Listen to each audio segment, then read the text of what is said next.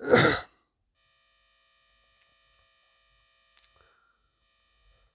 Guys, welcome in this new video.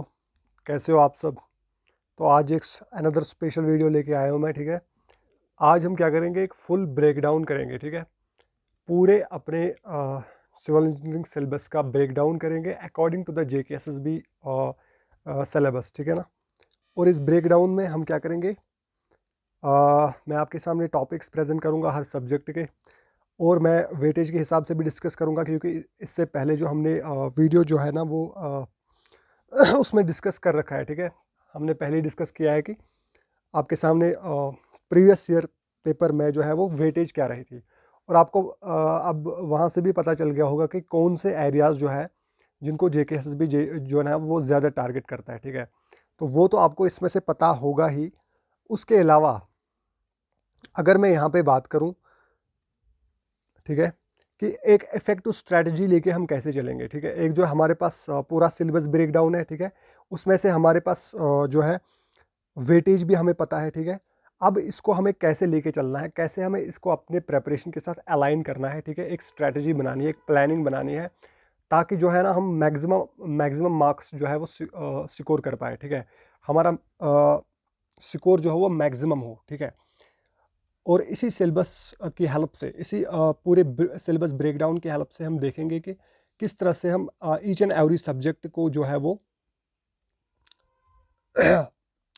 Prepare कर सकते हैं इफेक्टिवली। ठीक है, और जिसको हम एक तरीके से स्मार्ट स्टडी कहेंगे। ठीक है, क्योंकि स्मार्ट स्टडी जो है आपको हर कोई जो है वो बताता ही है। ठीक है, आप मतलब सुनते ही हो, हर किसी से आप सुनते आ रहे हो कि स्मार्ट स्टडी करनी है। बट स्मार्ट स्टडी एक्चुअल में क्या है वो आपको कोई नहीं बताएगा। ठीक है, ना वो कोई बताता है कि भाई स्मार्ट स्टडी जो है हमारा दैट वो क्या चीज़ है एक्चुअल में, तो वो आपको कोई नहीं बताता। बट सिर्फ जो है ना वो स्मार्ट स्टडी का नाम लेते हैं। बट मैं यहाँ पे क्या कर रहा हूँ, मैं आपको आज पूरा डिटेल में बताऊंगा कि स्मार्ट स्टडी जो है हमें कैसे करनी है। ठीक है, स्ट्रैटेजी कैसे बनानी है, बिकॉज स्ट्रैटेजी प्लानिंग जो है वो सबसे इंपॉर्टेंट है। चाहे आपको अगर पता है ना कि आप किसी एग्ज़ाम में फेल होने वाले हो, 90% चांसेस अगर आपके हैं, अगर आपको लगता है, मैं आपको एक एग्जांपल दे रहा हूँ कि 90% चांसेस से आपको लग रहा है कि मैं फेल होने वाला हूँ इस एग्ज़ाम में। ठीक है, मैंने कुछ नहीं पढ़ा है, मुझे कुछ नहीं आता। बट अगर आप फिर भी एक प्लान बनाओगे, ठीक है, उसके लिए फिर भी एक स्ट्रैटेजी बनाओगे अपने हिसाब से, ठीक है, चाहे कितने भी टाइम में आप बनाओ, तो फिर भी उस स्ट्रैटेजी से क्या हो सकता है, उस स्ट्रैटेजी से आपकी एग्ज़ाम को क्वालिफाई करने की प्रोबेबिलिटी जो है वो ज़्यादा बढ़ेगी। ठीक है, क्योंकि अगर आप देखो स्ट्रैटेजी नहीं बनाओगे, तो मैं आपको फॉर एग्जांपल समझा रहा हूँ कि मीन्स आपको किसी एग्ज़ाम के बारे में आपको पता है कि हम यहाँ पे जो है सक्सेसफुल नहीं हो पाएंगे। ठीक है, बट अगर आप स्ट्रैटेजी नहीं बनाते हो अपनी, ठीक है, कोई प्लानिंग नहीं रखते हो, तो फेल तो आपने वैसे भी होना है। ठीक है, बट अब स्ट्रैटेजी बनाने का फ़ायदा ये होता है कि इससे आपकी प्रोबेबिलिटी बढ़ जाती है। ठीक है, इससे 50-50% चांसेस बनते हैं। ठीक है, ये तब है जब आपको लगता है कि मतलब आपकी प्रेपरेशन उस लेवल नहीं है, उस लेवल की नहीं है, या आपका जो है ना वो आप उतनी मेहनत नहीं कर रहे हो। ठीक है, उसके लिए, तो ये तब है। अब अगर आप strategy, effective strategy plus hard work करोगे, ठीक है, एक तो आप मेहनत भी कर रहे हो, ठीक है, plus effective strategy smart study भी कर रहे हो साथ में, तो वो आपको 100% फ़ायदा देगी। ठीक है, उसमें फिर आपके चांसेस जो है 95% प्रोबेबिलिटी जो है वो बनती है क्या, आप उस एग्ज़ाम को जो है वो क्वालिफाई करोगे। ठीक है, तो अब ये है। ठीक है, तो इसीलिए जो है मैंने यहाँ पे आपका एक सिलेबस ब्रेकडाउन यहाँ पे किया है। ठीक है, पूरे सब्जेक्ट्स का टॉपिक वाइज, और फिर वेटेज भी हम देखेंगे, और फिर हम देखेंगे कि अपनी प्लानिंग, हमारी प्लानिंग क्या रहनी चाहिए। ठीक है, जिससे हम maximum number of the marks जो है वो स्कोर कर पाए एग्जाम में। ठीक है, मतलब मिनिमम, चाहे हम जो है अगर हम इस स्ट्रैटेजी को फॉलो करेंगे, ठीक है, चाहे हम कुछ भी ना पढ़े, लेकिन अगर हम इस स्ट्रैटेजी के साथ इतना इस तरह से पढ़ते हैं, तो हम एटलीस्ट जो है वो एग्ज़ाम क्वालिफाई कर पाएँ। ठीक है, हम मेरिट में आ जाए। ठीक है, सो ये हमारी जो है वो कोशिश रहनी चाहिए। और ये इसके लिए मैं आपको बताऊंगा कि हमें जो है वो कैसे इफेक्टिवली जो है वो स्टडी करनी होगी। ठीक है, जैसे कि मेरे पास यहाँ पे आप देख रहे हो, मैंने यहाँ पे हर कोई सब्जेक्ट जो है वो मैं आपके साथ डिस्कस करूंगा और उसके जितने भी सब टॉपिक्स हैं। जैसे कि पहले हमारा है स्ट्रक्चरल मैकेनिक्स। स्ट्रक्चरल मैकेनिक्स जो है सिलेबस के हिसाब से इसकी वेटेज क्या है 15 मार्क्स, जो कि हमें पता है, ठीक है। 15 मार्क्स इसकी वेटेज रहने वाली है। अब इसमें तीन सब्जेक्ट्स हमारे इंक्लूड है, ठीक है, जो कि आपको पता है JKSSB के हिसाब से जो है ना, इसमें तीन सब्जेक्ट्स आपके कवर होते हैं। एक तो स्ट्रेंथ ऑफ मटेरियल हो गया, दूसरा इंजीनियरिंग मैकेनिक्स हो गया और स्ट्रक्चरल एनालिसिस, ठीक है। ये तीनों सब्जेक्ट्स जो है ये बेसिकली एक ही फ्रेम में आते हैं। तो सबसे पहले हम इसमें स्ट्रेंथ ऑफ मटेरियल की बात करेंगे। देखो अब इसमें 15 मार्क्स जो है वो फिक्स है और ये core subject of the engineering है, जैसे कि आपको पता है, ठीक है। इसी पे जो है सारी इंजीनियरिंग जो है वो उसकी बेस है। तो इसमें तो आपको 15 मार्क्स आने ही आने हैं। हालांकि पिछले वीडियो में जो मैंने डिस्कस किया, वेटेज डिस्कस की, ठीक है, उसमें आपने देख लिया कि इस सब्जेक्ट से, मैं इस होल सब्जेक्ट की बात कर रहा हूँ, स्ट्रक्चरल मैकेनिक्स का जो मैंने यहाँ पे इसको नाम दिया है, तो इसमें से आपके 18 नंबर ऑफ मार्क्स आए थे, ठीक है। 15 तो सिलेबस में है, बट थोड़ा सा इसने जो है वो इसकी वेटेज ज़्यादा बढ़ाई थी पिछली बार, ठीक है। क्योंकि ऐसा जो है आगे भी आप एक्सपेक्ट कर सकते हो, क्योंकि कोर सब्जेक्ट है, ठीक है। बहुत ही ज़्यादा इंपॉर्टेंट सब्जेक्ट है, बेसिक है। तो यहाँ पे अब क्या करना है आपको, ठीक है। जैसे कि मैंने यहाँ पे टॉपिक्स जो है वो हाईलाइट किए हैं इसके, ठीक है। जितने भी टॉपिक्स हैं पिछले वीडियो में मैंने आपको जो है वो ऐसे ही ऑरली आपको आपके साथ डिस्कस किया था टॉपिक्स, बट इसमें मैंने हर कोई टॉपिक, ठीक है, चाहे उसकी वेटेज रही हो या न रही हो, बट जो भी जितने भी इंपॉर्टेंट टॉपिक्स हैं हमारे और जितने भी इसमें कवर होते हैं आपके, ठीक है, स्ट्रेंथ ऑफ मटेरियल में, वो मैंने सारे जो है लाए हैं। और इसी तरीके से हर किसी सब्जेक्ट के टॉपिक्स जो है वो उसके रिलेटेड मैं डिस्कस करूँगा। तो फिर मैं आपके साथ ये भी शेयर करूँगा कि हमें कैसे इफेक्टिव स्टडी करनी है, ठीक है, और कैसे जो है अपनी प्रेपरेशन को जो है इसके साथ अलाइन करना है। अब इसमें पहले ये चीज़ें देखने से पहले अब हमें एक और जो है इसका एक और एंगल जो है वो देखना ज़रूरी है, ठीक है। अब वो क्या है वो मैं आपको भी बताऊंगा। तो वो है ये चीज़ आपकी, ठीक है, एग्जामिनर्स की एम्फेसिस। मीन्स एग्जामिनर जो है वो किन चीज़ को टारगेट कर रहा है, ठीक है। JKSSB जो है ना, जब वो पेपर सेट करता है JEE सिविल के लिए, तो उसमें वो क्या चीज़ें जो है वो टारगेट करता है, ठीक है। कौन से एरियाज़, हर किसी सब्जेक्ट के हिसाब से वेटेज तो अलग बात हो गई, वो तो अब हमें पता है। उसके अलावा हम देखेंगे कि वो सब्जेक्ट्स में टॉपिक वाइज किन एरियाज़ को ज़्यादा वो टारगेट करता है, ठीक है, और किन चीज़ों पे वो ज़्यादा फोकस करता है, ताकि हम अपनी स्टडी को उसके साथ अलाइन करें। तभी जाके वो इफेक्टिव स्टडी होगी और हमें रिजल्ट जो है वो बेटर देखने को मिलेंगे, ठीक है। तो इसे कहते हैं स्मार्ट स्टडी, ठीक है ना। तो एग्जामिनर्स एम्फसाइजेस जो है रहती है वो क्या रहती है, उसका टारगेट सबसे पहले है कंसेप्चुअल क्लैरिटी, ठीक है। जैसे कि मैंने पिछले वीडियो में भी आपको बताया, ठीक है, वो आपके साथ मैंने डिस्कस किया और वो हमने पूरा वहाँ पे देख लिया कि किस तरह से कंसेप्चुअल क्लैरिटी जो है वो एक इम्पॉर्टेंट रोल जो है उसमें प्ले करती है। और कंसेप्चुअल क्लैरिटी के रिगार्डिंग मैंने आपको क्वेश्चंस का जो है ना वो सोर्स भी होता है, ठीक है, जो कि पिछले पेपर में आपके आए हुए थे। तो वो उन क्वेश्चन से भी पता चलता है कि मीन्स वहाँ पे क्लियर हो जाता है कि कंसेप्चुअल क्लैरिटी जो है वो बहुत ज़्यादा इंपॉर्टेंट है, नंबर 1 पे आती है। तो फोकस करना है आपको फंडामेंटल प्रिंसिपल्स पे, डीप अंडरस्टैंडिंग, और ठीक है ना, जितने भी आपके इंजीनियरिंग कॉन्सेप्ट्स हैं, ठीक है, सिर्फ आपको उनको सिर्फ जस्ट पढ़ना नहीं है, उनकी डीप अंडरस्टैंडिंग रखनी है और उनको जो है ना वो समझना है, ठीक है, अच्छे तरीके से। तो बिल्कुल प्रॉपर कंप्लीट कंसेप्चुअल क्लैरिटी आपको रखनी है, ठीक है। ऐसा नहीं है कि कोई भी कंसेप्ट आप पढ़ोगे उसमें से थोड़ा सा आपने ग्रैस्प कर लिया, उसके बाद आप अगले टॉपिक पे बढ़ गए, इस तरह से फिर अगले टॉपिक पे बढ़ गए और हर एक टॉपिक के कुछ क्वेश्चंस आपने लगा लिया, आपको लग गया बस हो गया काम। बट ऐसा नहीं है, ठीक है, क्योंकि JKSSB में ये काम आपका नहीं चलेगा। इससे ये आप एक तरीके से रिस्क ले रहे हो, ठीक है। अब इसमें मैं ये नहीं कहूँगा कि 100% जो है वो आप गलत कर रहे हो, बट अगर आप ऐसा करते हो तो ये आपका रिस्की जो है वो रिस्की काम हो जाएगा। इसमें 50% चांस रहेंगे कल को उसने कंसेप्चुअल बेसिस पे जो है ना वो ज़्यादा क्वेश्चंस अगर पूछ लिए तो फिर वहाँ पे प्रॉब्लम हो जाती है, ठीक है। जैसे कि हम अपने पिछले एग्जाम्स से आपको भी जितने भी आप व्यूअर्स हो, ठीक है, आप में से बहुत सारों को एक्सपीरियंस होगा कितने आपने पिछले अटैम्प्ट दिए हैं, ठीक है। आपको पता चल गया होगा कि जो है आपका सिलेक्शन जो है वो हर बार जो है वो नहीं हो पाता, ठीक है। क्योंकि उसके कुछ काजेज़ रहते हैं, ठीक है। तो ये भी एक काज है कि हम अपने कॉन्सेप्ट्स को जो है ना वो कंप्लीटली कवर नहीं करते, कंप्लीटली क्लियर नहीं करते हैं। तो ये है। तो इस तरीके के क्वेश्चन जो है वो आपको एक्सपेक्ट करने हैं, ठीक है। ये आपको एक्सपेक्टेशन रखनी है, क्योंकि उसका ट्रेंड जो है, उसका पैटर्न जो है, क्वेश्चन पेपर सेट करने का जो उसको क्राइटेरिया है वो यही है, ठीक है। उसमें से सिर्फ इतना नहीं है, वो ये तो उसका एक पार्ट है, कंसेप्चुअल क्लैरिटी। इसके बाद अगर हम आगे बढ़ेंगे, उसके बाद वो किस चीज़ पे फोकस करना है, तो that is core conceptual applications, ठीक है। पहले तो हो गई कोर कंसेप्चुअल कंप्लीट क्लैरिटी, इसके बाद आएगा आपका एप्लीकेशंस। जितने भी आप फंडामेंटल कॉन्सेप्ट्स पढ़ते हो सिविल इंजीनियरिंग के किसी भी सब्जेक्ट के, मैं हर सब्जेक्ट की बात कर रहा हूँ, पूरे सिलेबस की बात कर रहा हूँ, ठीक है। तो पूरे सिलेबस के जितने भी टॉपिक्स, जितने भी कोर कॉन्सेप्ट्स आप पढ़ते हो, उनकी एप्लीकेशंस आपको पता होनी चाहिए, उसके बारे में आप अवेयर होने चाहिए, ठीक है। और आपको अपने कॉन्सेप्ट्स को अप्लाई करना आना चाहिए रियल वर्ल्ड सिनेरियो के बेस पे, ठीक है।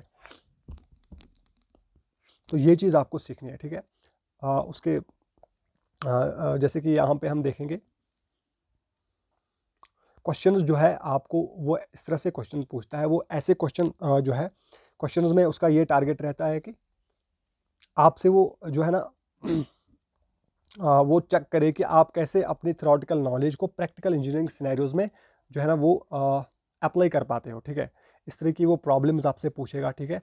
इस तरह के जो है ना वो आपको सिचुएशंस देगा, सिचुएशन टाइप क्वेश्चंस आपसे पूछेगा।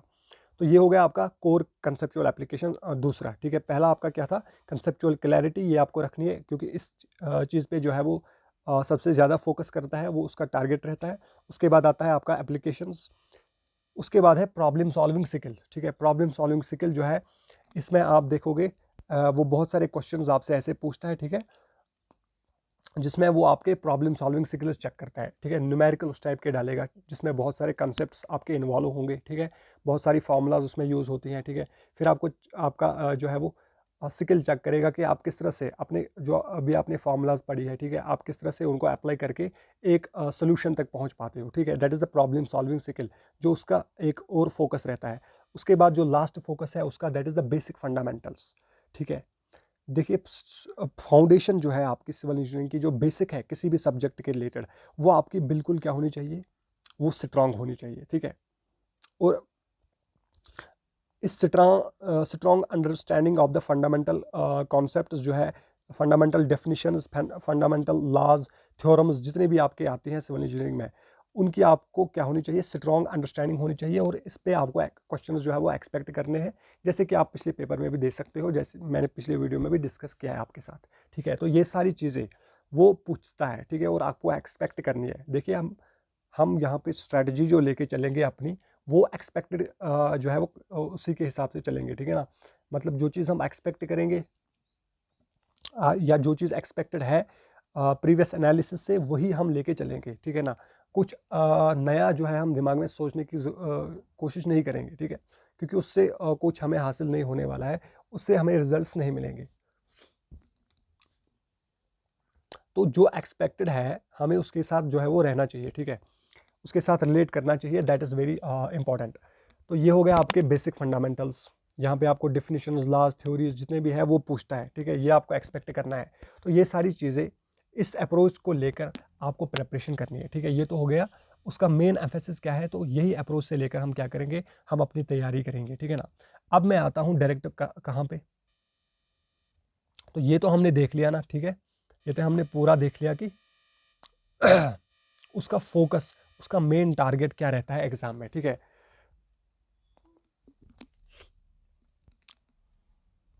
और एक और चीज़ मैं इसमें ऐड करना चाहूँगा, वो है आपके कंफ्यूजिंग पॉइंट्स, डाउटफुल एरियाज। जितने भी आपके सब्जेक्ट्स हैं, उन सारे सब्जेक्ट्स में हर किसी टॉपिक के रिलेटेड एक कुछ ऐसे पॉइंट्स होते हैं, कुछ ऐसे एरियाज होते हैं आपके जो डाउटफुल होते हैं, जिनमें जो है वो कन्फ्यूजन होता है, ठीक है, जो ट्रिकी होते हैं, चाहे वो फॉर्मूलाज हो, चाहे वो कॉन्सेप्ट्स हो, चाहे वो कोई डेफिनेशन हो, ठीक है, कोई भी चीज़ हो। तो उन चीज़ों के लिए आपको अवेयर रहना है। वो कंफ्यूजिंग एरियाज, डाउटफुल एरियाज पे भी टारगेट करता है, ठीक है, वो उनको ज़्यादा पूछता है, क्योंकि अल्टीमेट जो एम है उसका वो है कि आपसे क्वेश्चन उसको गलत कराना है, ठीक है। तो आपका यहाँ से क्या रहना चाहिए, आपको अपनी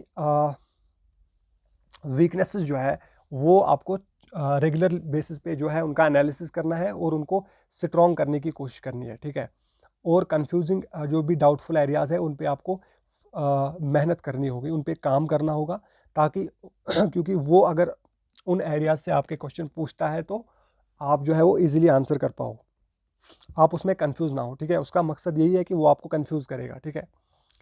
वो डाउटफुल क्वेश्चंस जो है वो डालेगा, तो आपको पहले उसके लिए प्रिपेयर रहना पड़ेगा, ठीक है। आपको अपने वीक जोन्स जो है वो देखने होंगे, क्योंकि अगर मैं आपको एक एग्जांपल देता हूँ, एक क्रिकेट मैच की हम एग्जांपल लेते हैं। जब एक बॉलर जो है ना वो जब उसने एक सामने वाली टीम को जो है वो फेस करना होता है, उसको बॉलिंग करनी होती है, ठीक है। तो मैच से पहले उसे पता होता है कि भाई जब पहले ही डिसाइड होता है कि आपको जो है ना वो फलाना टीम के साथ जो है आपका मैच होने वाला है। तो अब उसके जितने भी स्ट्रॉन्ग बैट्समैन हैं, ठीक है, जितने भी वहाँ पे बैट्समैन को उसने बॉल करनी है, ठीक है, तो वो उनके बारे में जो है वो सारा कुछ रिकॉल करेगा कि उन बैट्समैन्स का जो है वो स्ट्रॉन्ग जोन क्या है और वीक जोन क्या है, ठीक है। और फिर वो उस अप्रोच से लेकर प्रैक्टिस करेगा और उस चीज़ को इम्प्लीमेंट करने की कोशिश करेगा, ठीक है। फील्ड में उस चीज़ को इम्प्लीमेंट करने की कोशिश करेगा और वो टारगेट करेगा कि जो बैट्समैन है मैं उसके वीक जोन को अटैक करूं, ठीक है ना। तो ये उसने पहली स्ट्रेटजी बना के रखी होती है, ठीक है। पहले उसने सारा डाटा निकाला होता है, मतलब पास्ट एक्सपीरियंसेस से। तो फिर क्या करता है वो उसी तरीके से वो अटैक करता है। अब बैट्समैन ने अगर अपने आप को जो है वो स्ट्रांग बना लिया है, ठीक है, तो अब वो बॉलर तो ये नहीं सोचेगा ना कि भाई बैट्समैन ने अगर इन वीक जोन्स पे काम किया है तो मैं अब क्या करूँगा, मैं अब नॉर्मली जो है मैं नॉर्मल तरीके से बॉलिंग करूँगा। बट नहीं, उसको ये नहीं सोचना है ना, उसको फिर भी उसके वीक जोन्स पे अटैक करना है, क्योंकि उसको पता है कि कहीं ना कहीं वो गलती करेगा, ठीक है ना। तो इसी तरह से आप इस एग्जाम्पल को अपने एग्जाम के साथ रिलेट कर सकते हो।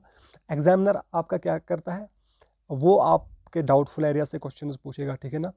वो इन चीज़ों को टारगेट करेगा ताकि आपसे क्वेश्चन गलत हो, बट भाई वो भी कहीं ना कहीं गलती करेगा, ठीक है।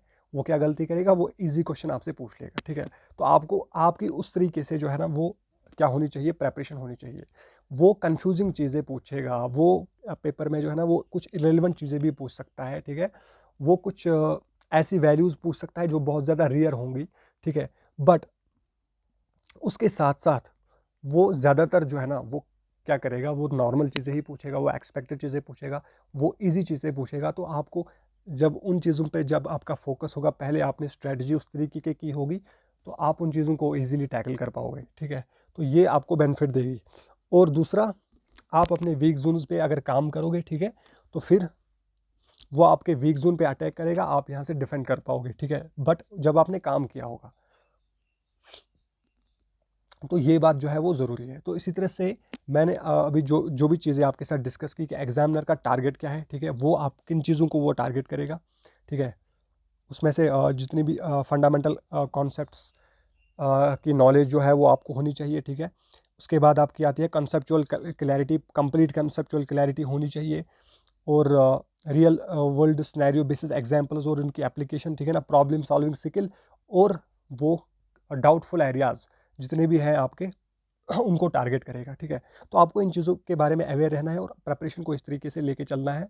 अब मैं यहाँ पे सब्जेक्ट वाइज और टॉपिक वाइज आपके साथ डिस्कशन करूँगा। हम देखेंगे कि हर किसी सब्जेक्ट में जो उसके टॉपिक्स हैं, एक तो वेटेज के हिसाब से हमारे कौन से इंपॉर्टेंट आते हैं, और उसमें भी हम कैसे मैक्सिमम स्कोर जो है वो गेन कर सकते हैं, और हमें कैसे जो है वो यहाँ पे प्रिपरेशन करनी चाहिए, और अ, अपने वीक जोन्स को स्ट्रांग बनाना होगा, और अपने आप पर वर्क करनी होगी ताकि हम मैक्सिमम मार्क्स जो है वो अटेन कर पाए, ठीक है।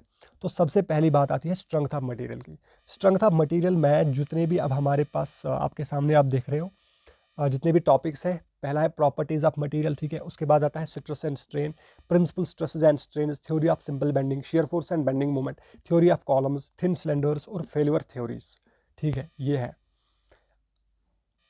अब जो ये स्ट्रक्चरल मैकेनिक्स का पूरा सब्जेक्ट है, जिसमें आपका सॉम आता है, इंजीनियरिंग मैकेनिक्स आती है और स्ट्रक्चरल एनालिसिस आती है, ठीक है। इसमें आपका 15 मार्क्स जो है वो फिक्स है, मीन्स मिनिमम 15 मार्क्स तो आएगा ही आएगा। फिर एक दो मार्क्स जो है वो इससे एक्स्ट्रा भी आ सकते हैं, तो वो अलग बात है। इसी तरीके से दूसरा जो हाई वेटेज सब्जेक्ट है वो आपका फ्लूइड मैकेनिक्स है, ठीक है, उससे भी मिनिमम 50 मार्क्स का आपका आएगा। उसके बाद हमारा है आरसीसी, जिसमें कंक्रीट वगैरह भी आपका है। तो उसके बाद आता है कंस्ट्रक्शन मैनेजमेंट, ठीक है। तो ये 4 सब्जेक्ट्स जो है ये हाईली वेटेड सब्जेक्ट्स है पहले आपके, ठीक है।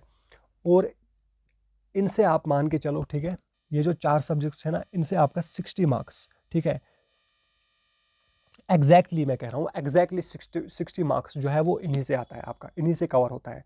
तो इन 4 सब्जेक्ट्स का से 60 मार्क्स आपके कवर होते हैं, मीन्स हाफ मार्क्स पूरे पेपर में आपके 120 मार्क्स रहने वाले हैं, 120 क्वेश्चंस। और उनमें से आपके 60 नंबर ऑफ क्वेश्चंस यानी 60 नंबर ऑफ मार्क्स जो है वो पहले इन्हीं 4 सब्जेक्ट्स से structural mechanics, construction management, fluid mechanics और आरसीसी, इनसे कवर होने वाले हैं 60 मार्क्स, ठीक है। बाकी जितने जो आधा पेपर बचता है वो आपका बाकी सब्जेक्ट्स में डिस्ट्रीब्यूट, उसके मार्क्स जो है वो बाकी सब्जेक्ट्स में डिस्ट्रीब्यूट है, ठीक है।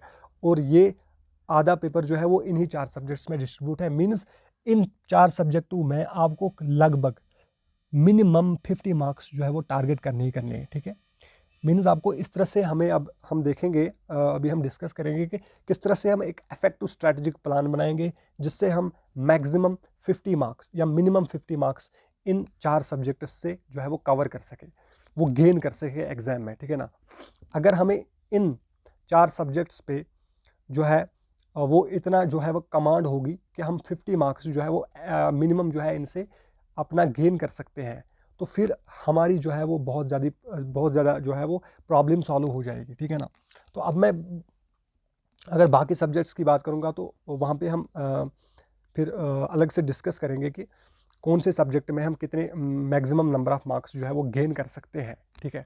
अब स्ट्रेंथ ऑफ मटेरियल में मैं 60 में से 50 मार्क्स आपको क्यों कह रहा हूँ, क्योंकि देखो अगर हम स्ट्रेंथ ऑफ मटेरियल की बात करते हैं, पर्टिकुलर स्ट्रेंथ ऑफ मटेरियल की अगर मैं बात करता हूँ, ठीक है, तो इसमें से कुछ ऐसे न्यूमेरिकल्स वो आपको पूछ सकता है, ठीक है ना, जिनकी कैलकुलेशन जो है वो बहुत ज़्यादा लेंथी हो सकती है, ठीक है, जो आपके सॉल्व नहीं होगे, और जिनके लिए यही बेस्ट है कि आप उन क्वेश्चंस को, उनकी तरफ आप मत जाओ, उनको आप छोड़ दो, ठीक है ना, डायरेक्टली उनको आपको छोड़ना ही होगा, वही आपके लिए बेस्ट रहेगा। तो यही इस तरीके के कुछ मार्क्स बनते हैं। इसी तरह से फ्लूइड मैकेनिक्स में भी वो कुछ ऐसे क्वेश्चन पूछ सकता है, ठीक है, जिनका थोड़ा सा फॉर्मूला बेस पे जो है ना वो कैलकुलेशन टफ होगी, ठीक है ना।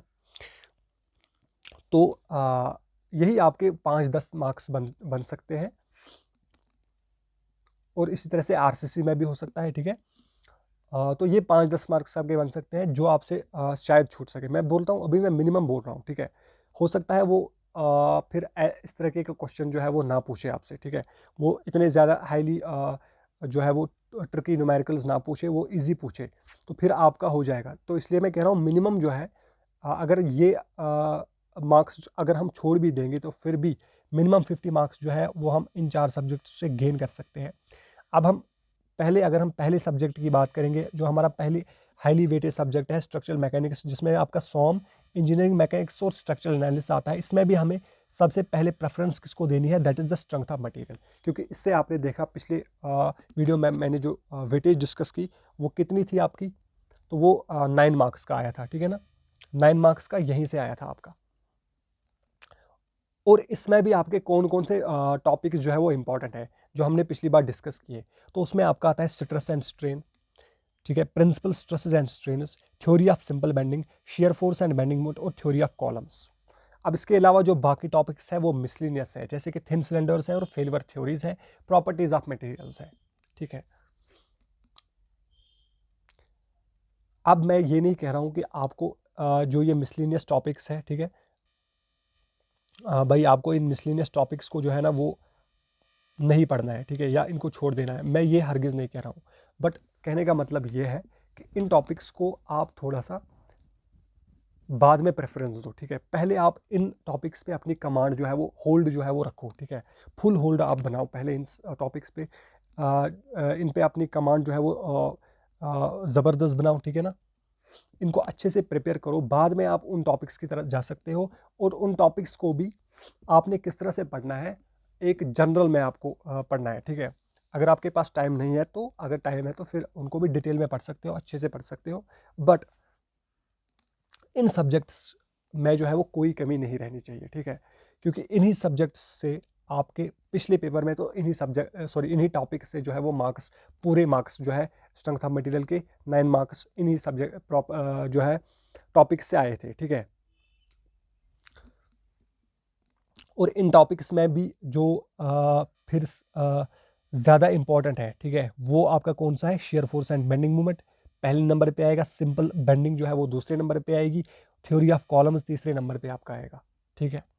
तो ये 3 टॉपिक्स जो है ये और ज़्यादा आपके इंपॉर्टेंट है, ठीक है ना, दीज आर मोर इम्पॉर्टेंट। तो पहले आपको इन पे फोकस करना है, इन पे आप अच्छी कमांड बनाओ, ठीक है ना। इसी तरह से बाकी टॉपिक्स भी फिर पढ़ो, ठीक है। तो ये हो जाएगा। तो 9 मार्क्स का अगर यहाँ से आएगा, और इसमें अब क्या हो सकता है, वेरिएशन अब ये हो सकती है कि 1 मार्क्स जो है, 1 आध मार्क्स ऐसा आ सकता है इसमें से, फॉर एग्जांपल कोई ऐसा न्यूमेरिकल पूछ लिया जिसका जो है ना वो सॉल्व करना कैलकुलेटर के बिना मुश्किल हो जाएगा, ठीक है। तो वो आपको वो आप छोड़ सकते हो, ठीक है। तो उसको छोड़ना ही बेस्ट होगा आपके लिए। और वो मार्क्स जो है वो आप अगर कंसिडर नहीं करोगे तो फिर भी आप इसमें से 8 मार्क्स जो है वो ले सकते हो, ठीक है। अगर आप इस तरह से आप जो है वो इन पे फोकस करोगे, ठीक है। तो मिनिमम 8 मार्क्स जो है या मैक्सिमम 8 मार्क्स यहाँ से हम ले ही सकते हैं। उसके बाद इंजीनियरिंग मैकेनिक्स की बात करेंगे। मैंने यहाँ पे भाई ये जो सिलेबस ब्रेक डाउन किया है ना, ये बहुत ही बेस्ट है, ठीक है। ऐसा आपने पहले शायद ही कभी देखा होगा, क्योंकि हमारा कन्फ्यूजन रहता है, ठीक है। चलो जो स्ट्रेंथ ऑफ मटेरियल है उसमें उतना भी कन्फ्यूजन नहीं है, उसमें ये टॉपिक्स जो है ये हमारे ये क्लियर होते हैं, ठीक है। बट इंजीनियरिंग मैकेनिक्स में थोड़े कुछ ऐसे टॉपिक्स हैं जो हमें क्लियर नहीं होते हैं, ठीक है ना। तो इसलिए मैंने यहाँ पे पूरा ज़्यादा जो है वो डिटेल में यहाँ पे टॉपिक्स को लिखा है ताकि आपको पूरा क्लियर हो जाए, ठीक है। तो इससे बाहर आपका कुछ नहीं आने वाला है, ठीक है। और स्ट्रेंथ ऑफ इंजीनियरिंग मैकेनिक्स की बात करेंगे तो पिछले पेपर में वेटेज 7 रही थी, ठीक है, 7 मार्क्स की। तो इस फ्यूचर में भी यही एक्सपेक्ट कर सकते हो आप, ठीक है। एक्सपेक्टेशन यही है फिलहाल। और स्ट्रेंथ ऑफ मटेरियल और इंजीनियरिंग मैकेनिक्स का वो फिलहाल क्या कर रहा है, वो इन दोनों टॉपिक से इक्वल पूछ रहा है, ठीक है। इक्वल मतलब इक्वल वेटेज है अभी JKSSB के ट्रेंड के हिसाब से इन दोनों सब्जेक्ट्स की इक्वल वेटेज है। तो आपको इक्वल वेटेज देनी होगी अपनी प्रेपरेशन में, ठीक है। दोनों को आपने प्रिपेयर करना है, ठीक है। तो अब यहाँ पे जो मैंने इसके टॉपिक्स यहाँ पे शो किए हैं वो कौन कौन से हैं।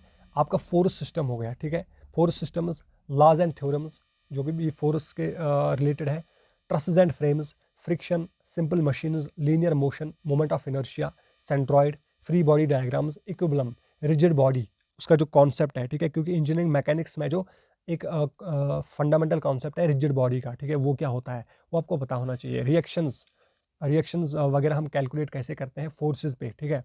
एक्सटर्नल फोर्सेस जब स्ट्रक्चर्स पे एक्ट करते हैं तो रिएक्शंस कैसे कैलकुलेट करते हैं, ये उसका एक टॉपिक है। Types of beams and supports आपके क्या है, लॉज ऑफ एनर्जी क्या है, ठीक है। कंजर्वेशन ऑफ मोमेंटम एक बहुत बढ़िया टॉपिक है। काइनेमैटिक्स एंड डायनेमिक्स, ठीक है ना, वो ये क्या होता है, ठीक है। इसको आपने जनरल में पढ़ना है। काइनेमैटिक्स क्या होती है, डायनेमिक्स क्या होती है, इनकी ब्रांच क्या होंगी, वो सारी चीज़ें। फंडामेंटल क्वांटिटीज़ आपकी कौन सी होंगी, ठीक है। डिराइव्ड क्वांटिटीज़ आपकी क्या क्या होंगी, ठीक है। और उनकी डेफिनेशंस वगैरह सब कुछ पढ़ना है आपको। उनके यूनिट्स वगैरह सब कुछ आपको पता होने चाहिए। फोर्स रेजोल्यूशन एंड कंपोजिशन, ठीक है, उसके मेथड्स क्या है वो हम कैसे करते हैं। इस तरीके से टेंशन है, थ्रस्ट है, कंप्रेशन है, ये सारी चीज़ें। प्रॉब्लम्स ऑन पुलिस सिस्टम, ठीक है। पुलिस सिस्टम पे जितने भी प्रॉब्लम्स आती है, टेंशन कैलकुलेट करना होता है, एक्सेलरेशन कैलकुलेट करनी होती है, वो सारी चीज़ें। यूनिट्स एंड डायमेंशंस, ठीक है, जो कि बेसिक है, यूनिट्स एंड डायमेंशंस क्वांटिटीज़ की। तो ये हो गया। अब पिछले पेपर में उसने पूछा क्या था, फोर्स सिस्टम से आपका एक मैच द फॉलोइंग क्वेश्चन पूछा था, ठीक है, जो कि हमने पिछली वीडियो में डिस्कस किया है। इसी तरह से लॉज एंड थ्योरम्स से भी एक क्वेश्चन पूछा था। ट्रसेस से भी आपका एक क्वेश्चन पूछा था उसने। फ्रिक्शन से भी एक क्वेश्चन पूछा था। सिंपल मशीन से भी क्वेश्चन पूछा था। लीनियर मोशन से भी क्वेश्चन पूछा था। मोमेंट ऑफ इनर्शिया से भी क्वेश्चन पूछा था। सेंट्रॉइड से भी क्वेश्चन पूछा था, ठीक है। अब बाकी जो इसमें टॉपिक्स है इनसे क्वेश्चन नहीं पूछा था, but these topics are still important, ठीक है, ये स्टिल इंपॉर्टेंट है। बट फर्स्ट प्रेफरेंस जो है वो इन टॉपिक्स को है। पहले प्रेफरेंस में आपके ये टॉपिक्स आएंगे, ठीक है। ये 7 टॉपिक्स जो है इन्हीं से जो है वो वेटेज जो है वो यही रहेगी। बट अब थोड़ा सा वेरी कर सकता है, आपको इन टॉपिक्स को भी थोड़ा सा क्या करना है, इनके बारे में भी अवेयर रहना है, इनको भी आपने अच्छे से पढ़ना है, ठीक है ना। फ्री बॉडी डायग्राम्स कैसे बनाते हैं, उनके रूल्स क्या होते हैं, ठीक है, वो आपको पता होना चाहिए। इसी तरीके से इक्विबलम का कॉन्सेप्ट, रिजिड बॉडी का कॉन्सेप्ट, रिएक्शंस कैसे कैलकुलेट करते हैं, theory, types of beams and supports कौन कौन से हैं, पूरा पता होना चाहिए, ठीक है ना। लॉज ऑफ एनर्जी जो है वो कौन कौन से हमारे, conservation of momentum, kinematics and dynamics, fundamental quantities, जो भी मैंने यहाँ पे डिस्कस किया, ठीक है। ये चीज़ें आपको पता होनी चाहिए क्योंकि ये बेसिक चीज़ें हैं, ठीक है। इनके बारे में क्वेश्चंस जो है वो फिर आते हैं किसी और एंगल से भी पूछ सकता है वो, ठीक है ना। क्योंकि आपको पता है वो कुछ क्वालिटी क्वेश्चंस भी पूछता है जिसमें एक ही क्वेश्चन में बहुत सारे कॉन्सेप्ट जो है वो कवर होते हैं, ठीक है। इसलिए मैंने थोड़ा सा यहाँ पे ब्रेक डाउन किया है इंजीनियरिंग मैकेनिक्स का, ताकि आपको पूरा पता चले कि कौन कौन से टॉपिक्स जो है वो आपको प्रिपेयर करने चाहिए, ठीक है। और पहली प्रेफरेंस किनको देनी है वो भी मैंने आपको बता दिया। तो यहाँ से आपका क्या हो सकता है, यहाँ से आप जितने भी मार्क्स आएंगे ना वो सारे आप गेन कर सकते हो, ठीक है। क्योंकि यहाँ से प्रोबेबिलिटी नहीं बनती है, इस चीज़ की कोई प्रोबेबिलिटी यहाँ से नहीं बनती है कि यहाँ से कोई इस तरीके का कोई ट्रिकी क्वेश्चन आएगा जिसकी कैलकुलेशन जो है वो डिफ़िकल्ट होगी, या कोई कॉन्सेप्ट जो है ऐसा आएगा जो कि आपने पहले कभी देखा नहीं होगा। हालांकि अगर आप इन टॉपिक्स को पूरे अच्छी तरीके से पढ़ते हो तो तभी पॉसिबल होगा, ठीक है। तो तभी मैं बता रहा हूँ इन सब चीज़ों को पढ़ने के बाद जो है वो आपको वो चीज़ जो है वो हासिल होगी, ठीक है ना। जिसमें आपको क्या होगा, यहाँ से जितने भी मार्क्स आएंगे वो आप सारे जो है वो गेन कर पाओगे, ठीक है। तो अभी तक हमारा इंजीनियरिंग मैकेनिक्स में एक या 2 मार्क्स वेरिएशन हो सकती है, 1 to 2 मार्क्स की वेरिएशन, जहाँ पे आपके मार्क्स जो है वो छूट सकते हैं। बाकी इंजीनियरिंग मैकेनिक्स में कोई मार्क्स नहीं छूटेगा। इसके बाद है स्ट्रक्चरल एनालिसिस। अब स्ट्रक्चरल एनालिसिस में भी वेरिएशन है। अब इसमें जो आता है वेटेज जो है वो 1 to 2 मार्क्स है और वो इतना ही रहेगा, ठीक है। That is it. 1 to 2 marks के अलावा वेटेज नहीं आएगी, ठीक है। मीन्स अगर आपको टाइम नहीं है ना, अगर आपके पास टाइम नहीं है, मीन्स अगर आप स्ट्रेंथ ऑफ मटेरियल और इंजीनियरिंग मैकेनिक्स को प्रिपेयर कर रहे हो फुल्ली, ठीक है, आप पूरा टाइम उन 2 सब्जेक्ट्स को देना चाहते हो तो ये आप छोड़ सकते हो आराम से, क्योंकि इसमें से आना क्या है, 1 से 2 मार्क्स से आने हैं। और अगर इनके बारे स्ट्रक्चरल एनालिसिस को आप पढ़ते हो, ठीक है, हालांकि जो आपके पास टाइम है तो जो आपके लिए अच्छा है कि आप पढ़ो, ठीक है, छोड़ना जो है वो कुछ भी नहीं है। तो अगर आप पढ़ते हो तो इसको जनरल में पढ़ना है, ठीक है ना। इसमें उतना डीप पढ़ने की कोई ज़रूरत नहीं है, कोई फ़ायदा नहीं मिलेगा। इसको सिर्फ जनरल में पढ़ना है। मीन्स जैसे कि मैंने यहाँ पे टॉपिक्स हाईलाइट किए हैं, टाइप्स ऑफ स्ट्रक्चर्स कौन कौन से हैं, मीन्स जिसमें आपका ट्रसेस आएगा, फिर ट्रसेस के डिफरेंट टाइप्स आएंगे, इसी तरह से फ्रेम्स आएंगे और फ्रेम्स के डिफरेंट टाइप्स आएंगे। जितने भी आपके स्ट्रक्चर्स होते हैं, ठीक है, उनके बारे में आपको पढ़ना है, उनके टाइप्स क्या है, ठीक है। और फिर इसमें कॉन्सेप्ट होता है इनडिटर्मिनेसी और डिटर्मिनेसी का कॉन्सेप्ट, ठीक है ना, जिसमें आपके काइनेमैटिक इनडिटर्मिनेसी, डायनेमिक इनडिटर्मिनेसी, तो वो सब चीज़ें उनका आइडिया आपको होना चाहिए, ठीक है। वो इक्वेशंस आपको फिर पता होनी चाहिए। कंपैटिबिलिटी कंडीशंस आपकी क्या होती है, ठीक है। कंपैटिबिलिटी कंडीशंस मींस इक्विलिब्रियम वगैरह। इसके बाद मेथड्स, ठीक है ना, मेथड्स ऑफ स्ट्रक्चरल एनालिसिस कौन कौन से हैं आप कि वो उनके बारे में आपको सिर्फ पता होना चाहिए, ठीक है। मीन्स उनके नाम जो है वो आपको याद होने चाहिए और वो किस कैटेगरी में फॉल करते हैं वो पता होना चाहिए, बस इतना। इसी तरीके से इसमें पढ़ना है। एनालिसिस ऑफ ट्रसेस में आपको सिर्फ यही जो है वो देखना है कि ट्रसेस की जो है वो एजप्शंस वगैरह क्या है, ठीक है ना, कौन से टाइप्स ऑफ ट्रसेस होते हैं। इसी तरह से एनालिसिस ऑफ बिल्डिंग फ्रेम्स में भी जो भी आपके एजप्शंस आएगी, ठीक है, अप्रॉक्सीमेट मेथड्स की एजप्शंस होगी, ठीक है, या जो भी जनरल एजप्शंस होगी वो आपको पढ़नी है। और ओवरऑल में टाइप्स ऑफ फ्रेम्स वगैरह क्या होते हैं वो तो जनरल सिनेरियो के बेसिस पे आपको पढ़ना है, ठीक है, बस। इसमें कोई डीप जाने की ज़रूरत नहीं है, कोई न्यूमेरिकल सॉल्व करने की ज़रूरत नहीं है। इससे न्यूमेरिकल वगैरह कोई भी आप एक्सपेक्ट नहीं कर सकते हो, ठीक है, नहीं आएगा। इससे जो आएगी कोई सिंपल जनरल कॉन्सेप्ट के बेस पे, या तो वो एजप्शन पूछेगा, ठीक है ना, या तो वो टाइप ऑफ ट्रस्ट के बारे में पूछेगा, इंटरडिटर्मिनेसी का कोई कॉन्सेप्ट के बेस पे क्वेश्चन पूछेगा, ठीक है, यही आप एक्सपेक्ट कर सकते हो। और ओवरऑल वेटेज क्या है, 1 to 2 मार्क्स ही आएगा, ठीक है। तो ये है, इस तरीके से आपको इफेक्टिव स्टडी यहाँ पे स्टडी करनी है, स्मार्ट स्टडी ये करनी है, सिर्फ जनरल में पढ़ना है, ठीक है, क्योंकि आना ही है एक या 2 मार्क्स, ठीक है। और उसका भी जो है वो पूरी श्योरिटी नहीं है कि वो क्या चीज़ पूछेगा, ठीक है ना, क्योंकि इसमें सिलेबस भी जो है वो बहुत ज़्यादा फिर वास्ट है। तो आप एक्सपेक्ट नहीं कर सकते हो फिर डायरेक्टली, या प्रेडिक्टेबल नहीं है कि भाई वो क्या पूछेगा। तो ये एक तरीके से अनप्रेडिक्टेबल हो जाएगा। अब आपको अपनी सेटिस्फैक्टेशन के लिए क्या करना है, बस इन टॉपिक्स को जनरल में जो है वो पढ़ना है, ठीक है। तो बस उतना ही आपको करना है। बाकी जो आपको फ़ायदा देंगी यहाँ पे जो हमने पहले 2 सब्जेक्ट्स डिस्कस किए, सॉम एंड इंजीनियरिंग मैकेनिक्स, तो उनसे आपकी वेटेज जो है वो ज़्यादा रहने वाली है। तो वही आपके फंडामेंटल जो है वो सब्जेक्ट्स हैं, ठीक है ना। उन पे ज़्यादा फोकस आपको करना है। उसके बाद आता है फ्लूइड मैकेनिक्स, जो कि अनदर इम्पॉर्टेंट टॉपिक है। फ्लूइड मैकेनिक्स जो है वो इसको किसी भी एंगल से आप नहीं छोड़ सकते, ठीक है। इससे जो है वो बचने की कोई यहाँ पे गुंजाइश ही नहीं है, ठीक है। तो इसको प्रिपेयर जो है वो करना ही करना है, और बहुत तगड़े तरीके से प्रिपेयर करना है। सबसे पहले इसमें जो टॉपिक आएगा properties of fluid, most important topic है, ठीक है। यहाँ से आपको 2 to 3 क्वेश्चंस भी देखने को मिल सकते हैं, ठीक है, बहुत ज़्यादा इंपॉर्टेंट। उसके बाद pressure and measurement, another important topic, 1 to 2 questions expect कर सकते हो। उसके बाद क्या है, फ्लूइड्स इन रिलेटिव मोशन, यहाँ से आप एक क्वेश्चन एक्सपेक्ट कर सकते हो, ठीक है, जिसमें वो हॉरिजॉन्टल एक्सेलरेशन वगैरह का कॉन्सेप्ट हम पढ़ते हैं। उसके बाद बायोन्सी एंड फ्लोटेशन जो होती है, ठीक है ना, बायोन्सी जिसमें हम स्टेबिलिटी वगैरह हम पढ़ते हैं फ्लोटिंग बॉडीज़ की, तो इससे भी आप एक क्वेश्चन जो है वो एक्सपेक्ट कर सकते हो। और दूसरा देखो, जैसे कि मैं यहाँ पे टॉपिक्स आपके सामने डिस्कस कर रहा हूँ, तो आपको पता होगा कि हर किसी टॉपिक में हमारे डाउटफुल एरियाज़ कौन कौन से हैं, ठीक है ना, वीक जोन्स कौन कौन, एक होते हैं आपके वीक जोन्स, आप वो देखो। और दूसरा है डाउटफुल एरियाज़, कुछ ऐसे डाउटफुल एरियाज़ हैं जिनसे आपको आज क्वेश्चन आता तो है, बट कभी कभार एग्ज़ाम में जो है ना, एग्ज़ाम में हमें उन पे फिर डाउट हो जाता है, वो क्वेश्चंस गलत होते हैं हमसे, ठीक है। तो जैसे कि बायोन्सी का जो एक टॉपिक है, इसमें बहुत सारे इसमें वो कंसेप्ट्स है ना, वो डाउटफुल है, ठीक है, वो बहुत ज़्यादा डाउटफुल है और कंफ्यूजिंग है, ठीक है। तो यहाँ से अगर वो क्वेश्चन पूछेगा ना, तो इस तरीके का क्वेश्चन पूछेगा, ठीक है, आपको पता होना चाहिए डायरेक्ट। अब जो फ्लूइड्स इन रिलेटिव मोशन है, जैसे ये टॉपिक है, तो इससे वो एक छोटा सा न्यूमेरिकल पूछ सकता है या कोई कॉन्सेप्ट पूछेगा, बट इसमें जो है ना वो ज़्यादा डाउटफुल एरियाज़ नहीं है। बट बायोन्सी में डाउटफुल एरियाज़ बहुत ज़्यादा है, तो यहाँ से आप एक डाउटफुल कन्फ्यूजिंग टाइप क्वेश्चन जो है वो एक्सपेक्ट कर सकते हो। तो उसके लिए आपको रेडी रहना है, यानी उस तरीके के क्वेश्चन जो है वो आपको पहले प्रैक्टिस करने होंगे, ठीक है, और उन डाउट्स को पहले क्लियर करना होगा, कन्फ्यूजन्स पहले दूर करने होंगे, अच्छे से प्रैक्टिस करना होगा, फिर कोई दिक्कत नहीं होगी, ठीक है।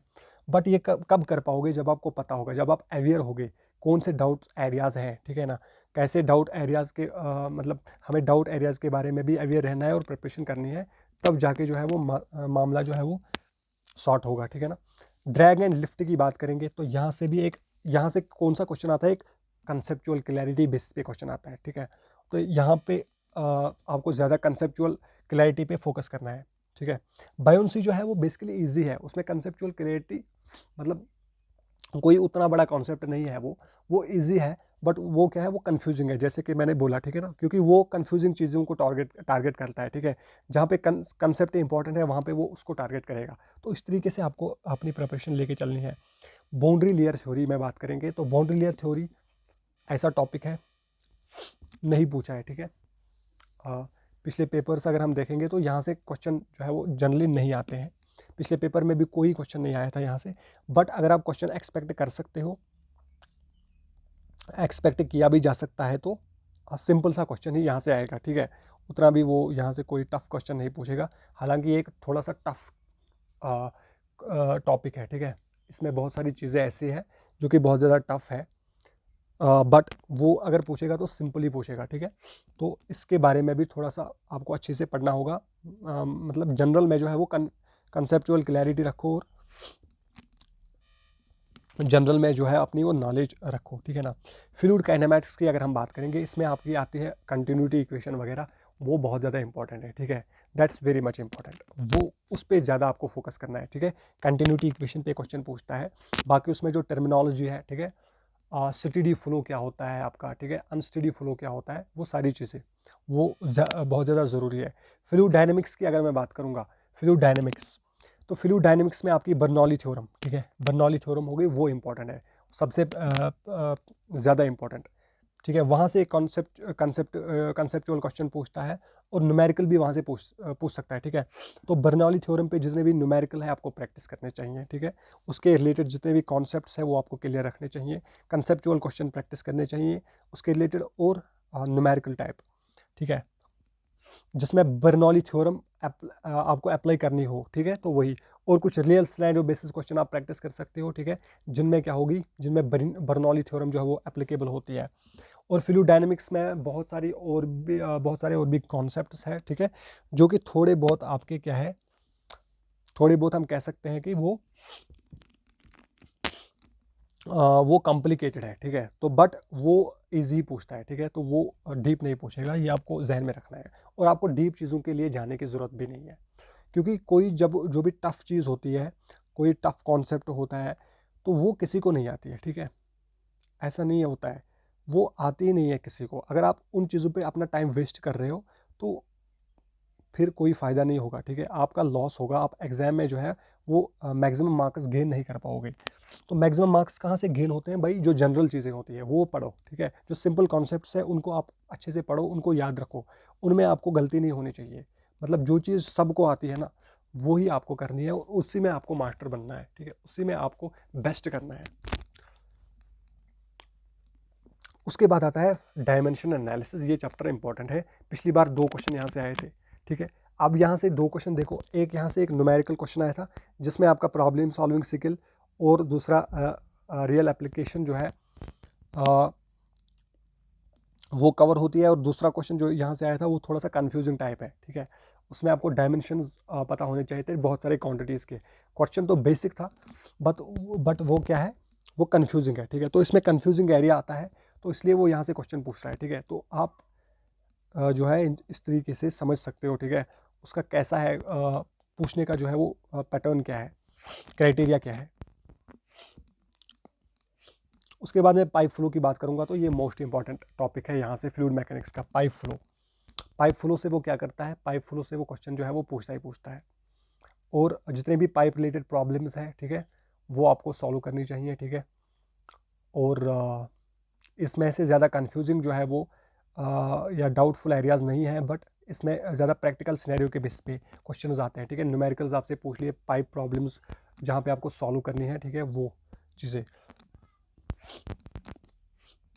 और फ्लो की डायरेक्शन वगैरह जो है वो किस तरह से होगी। ठीक है, तो वो इसके बाद आता है open channel flow. Open channel flow से आपको पता ही है, यहाँ से भी जो है वो 2 to 3 मार्क्स से एक्सपेक्ट किए जा सकते हैं। ओनली 2 to 3 मार्क्स जो हम ओपन जो है ना वो ओपन चैनल फ्लो से एक्सपेक्ट कर सकते हैं। तो यहाँ से क्या करेगा वो, यहाँ से एक कॉन्सेप्चुअल क्वेश्चन पूछेगा, एक न्यूमेरिकल पूछ सकता है।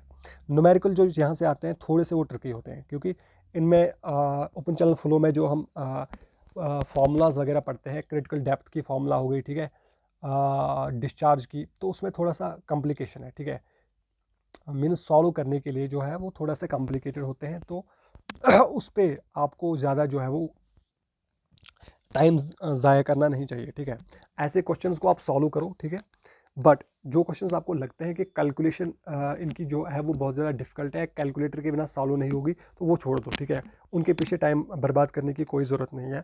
बाकी जो इसमें कंसेप्ट्स है वो आप जो है वो कवर कर लो। ठीक है, तो यहाँ से अगर 2 to 3 मार्क्स आते हैं तो मिनिमम जो है 1 मार्क्स जो है वो यहाँ से आप उठा ही सकते हो। ठीक है, अगर आप अच्छे से जनरल नॉलेज जो है वो इस सब्जेक्ट की रखते हो, तो बाकी जो फ्लूइड मैकेनिक्स के मार्क्स हैं वो आपके इन्हीं टॉपिक्स से आने वाले हैं। और उसमें भी आपका properties of fluid, pressure and measurement, fluids in relative motion, buoyancy, drag and lift, ठीक है, फ्लूइड काइनेमैटिक्स और डायमेंशन एनालिसिस और पाइप फ्लो, ये टॉपिक्स ज़्यादा इंपॉर्टेंट है।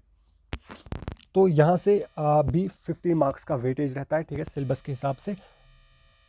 तो वेरिएशन अगर हम बात करेंगे, ठीक है, जिस तरह से यहाँ पे फ्लूइड मैकेनिक्स से न्यूमेरिकल्स आते हैं, ठीक है, और प्लस ओपन चैनल फ्लो, वहाँ से भी आपके न्यूमेरिकल आ सकते हैं। ठीक है, जो कैलकुलेशन के बेस पर थोड़े से ट्रिकी हो सकते हैं, तो जो आपको छोड़ने पड़े। तो मैक्सिमम जो है, मैक्सिमम मैं कह सकता हूँ फ्लूइड मैकेनिक्स से आप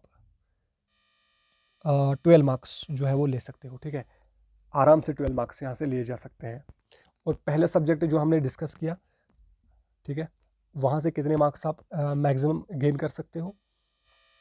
वहाँ से हमने देखा इंजीनियरिंग मैकेनिक्स से हम 7 to 8 मार्क्स अगर आते हैं तो वो सारे ही गेन हो सकते हैं। दूसरा आपके स्ट्रक्चरल एनालिसिस और सॉम से जो 10-12 मार्क्स आते हैं तो वहाँ से भी आप रख लो 8-9 मार्क्स, तो मीन्स 16 to 17 मार्क्स, 70 मार्क्स आप रख लो पहले सब्जेक्ट से, और इस सब्जेक्ट से आप रख लो 12 मार्क्स, ठीक है ना। 12 मार्क्स आप यहाँ से ले सकते हो और 17 आप पहले से लिख सकते हो। तो कितना हो गया आपका 17 + 12, 29 मार्क्स, ठीक है। 29 मार्क्स आप इन 2 सब्जेक्ट से आराम से ले सकते हो, ठीक है। तो ये है। अब हम बात करेंगे आरसीसी की। आरसीसी में हमारा क्या है, limit state method, working stress method and limit state method. तो पहले ये है, ठीक है, पहले ये टॉपिक्स है आपके जिनमें आप जनरल में पढ़ते हो इनकी डिज़ाइन फिलॉसफी क्या है, ठीक है, सारी चीज़ें कैसे इनसे हम डिज़ाइन करते हैं वो सारी चीज़ें इसमें आती है।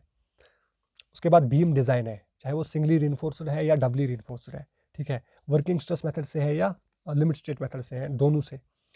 उसके बाद शेयर डिज़ाइन एंड बॉन्ड जो है वो आपको पढ़ना है। Torsion in beam is important topic. Pressure slabs 1 way and 2 way. RCC tanks, RCC water tanks में आपको वही सर्कुलर बीम वगैरह जो है उसके बारे में पूछता है, और कोडल प्रोविजन जितने भी है इसमें वो आपको पता होने चाहिए, ठीक है। मीन्स जो IS 456 कोड है हमारा, उसके साथ जो है वो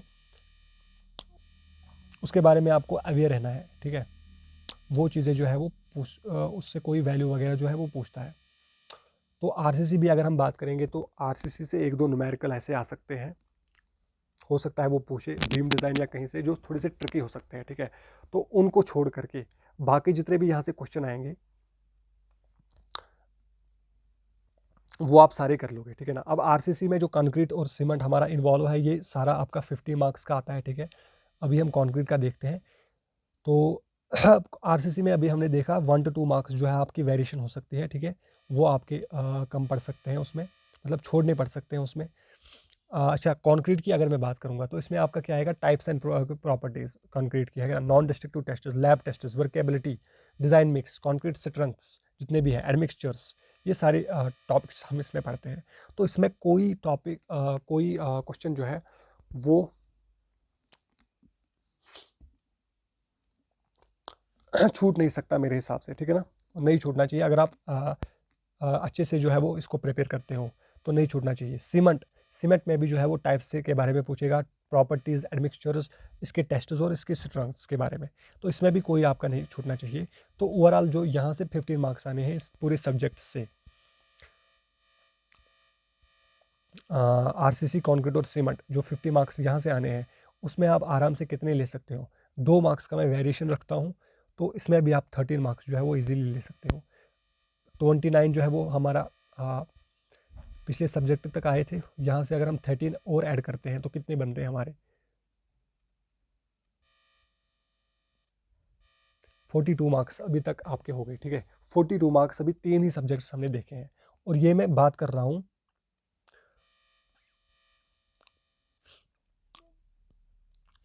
मिनिमम, ठीक है ना, अभी हम मिनिमम ही बात करें। उसके बाद है कंस्ट्रक्शन मैनेजमेंट,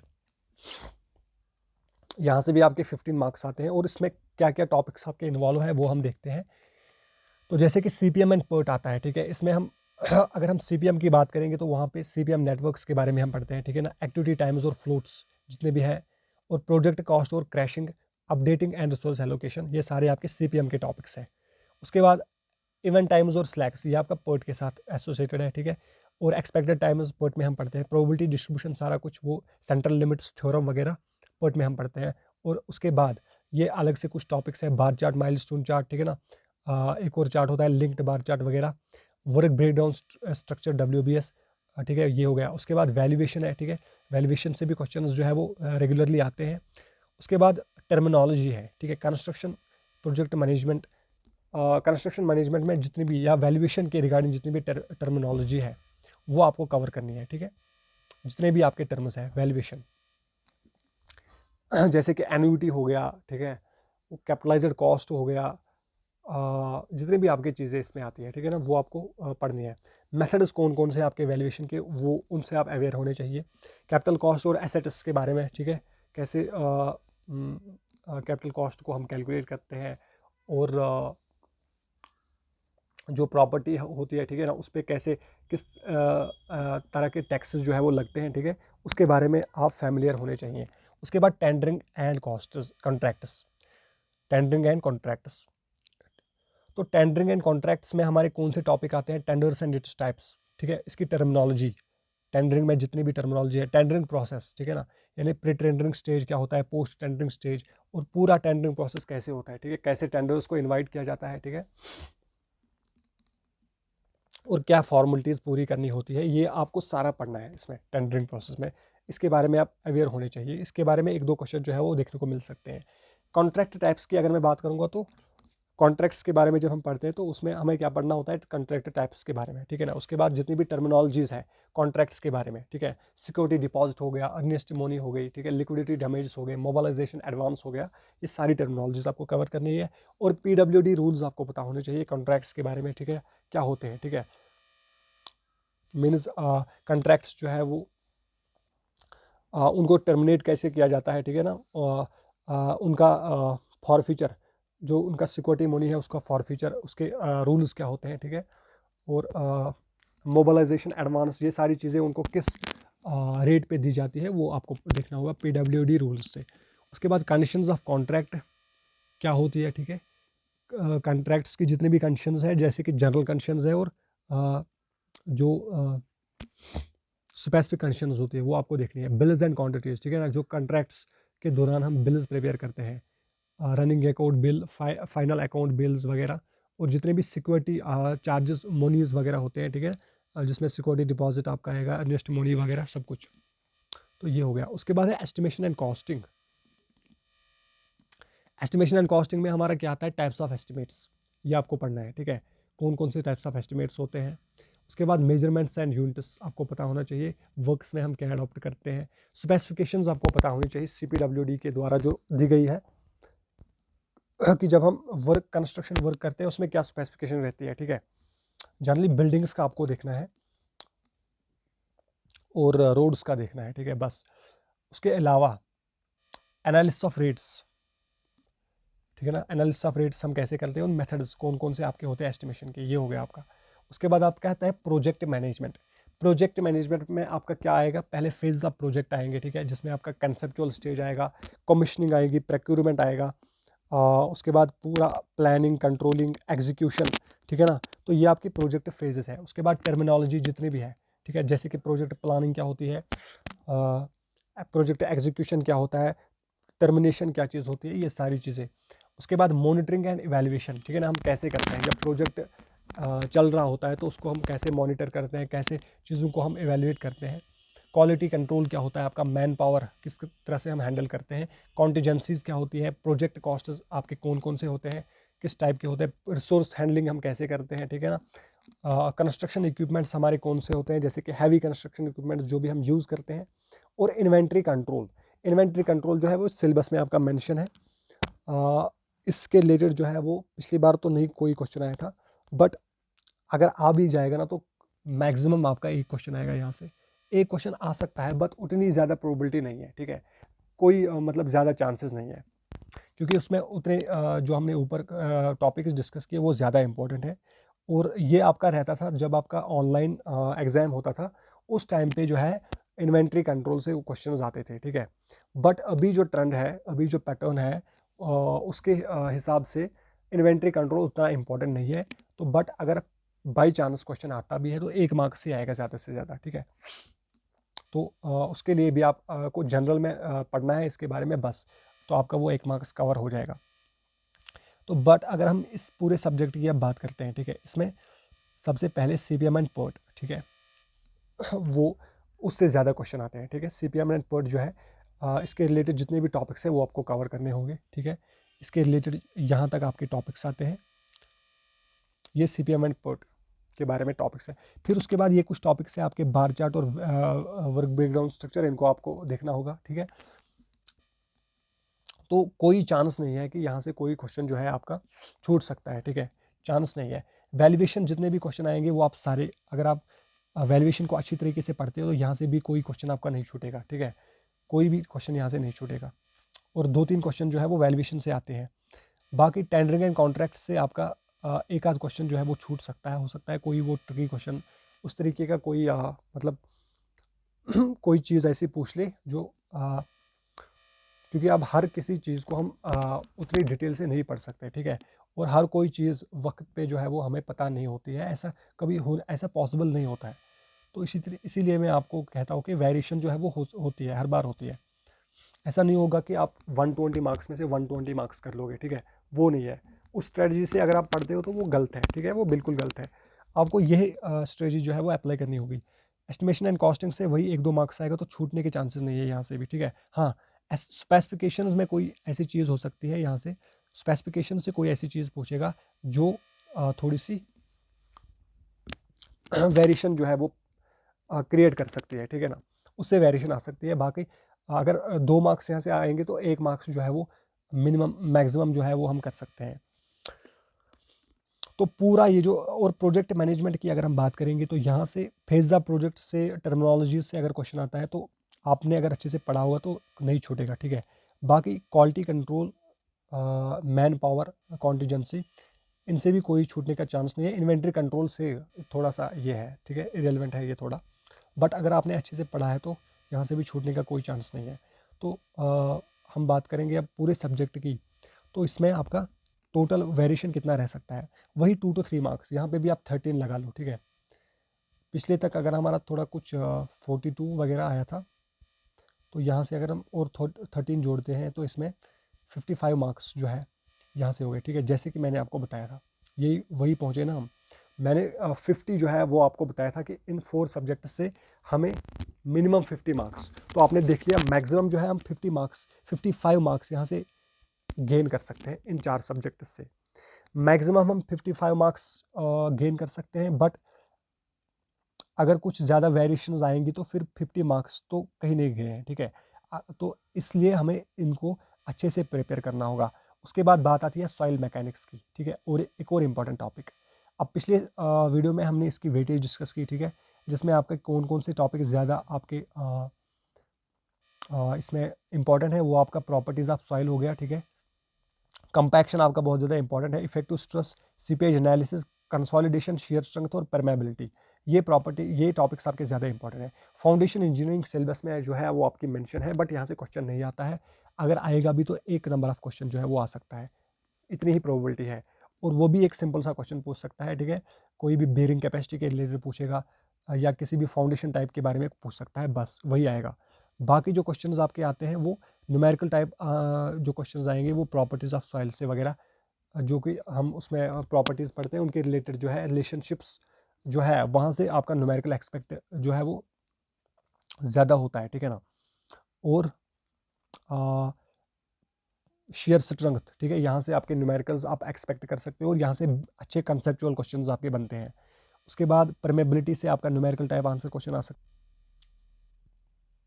ठीक है ना। उसके बाद अगर हम बात करेंगे किस चीज़ की बात करेंगे हम, कंसोलिडेशन में से अगर आप कोई इजी न्यूमेरिकल आता है तो हो जाएगा, वरना इससे कोई अगर थोड़ा सा ट्रिकी न्यूमेरिकल आता है तो वो वेरिएशन क्रिएट कर सकता है।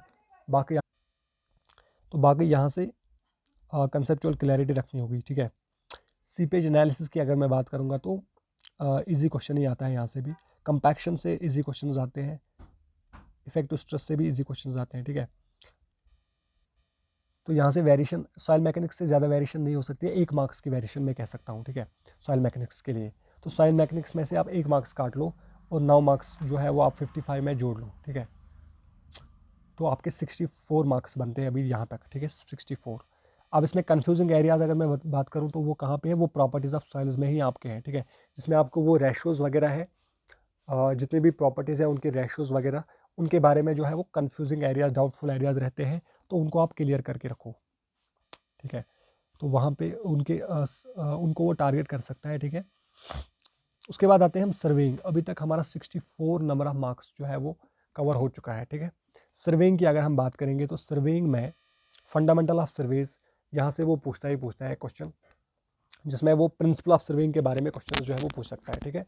तो ये क्वेश्चन जो है ये छूटना नहीं चाहिए, ठीक है, क्योंकि यहाँ से इजी क्वेश्चन ही आता है। इसके बाद टाइप्स ऑफ सर्वेइंग जितने भी टाइप्स ऑफ है, चेनिंग, कंपास और थियोडोलाइट।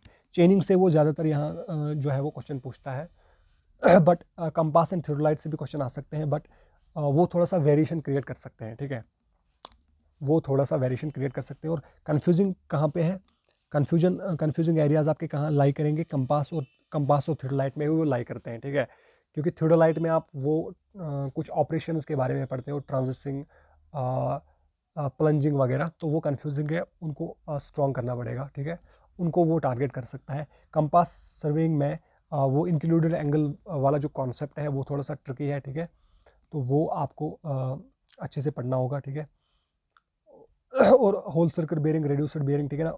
कंपास जो हम इसमें पढ़ते हैं उसमें ज़्यादा कन्फ्यूजन जो है वो होता है वहाँ पे, जब हम उसमें टाइप्स ऑफ कंपासेस पढ़ते हैं, surveying compass and prismatic compass, ठीक है ना, उनकी रीडिंग्स के बारे में जो है वो कुछ कन्फ्यूजन होता है, तो उसको क्लियर करना होगा। उसके बाद लीनियर मेजरमेंट्स में उतना ज़्यादा कन्फ्यूजन नहीं है, ठीक है, क्वेश्चन यहाँ से भी आते हैं, तो ये हो जाएगा आपका। थ्योरी ऑफ एरर्स से कन्फ्यूजिंग टाइप क्वेश्चन आ सकता है, ठीक है, तो बट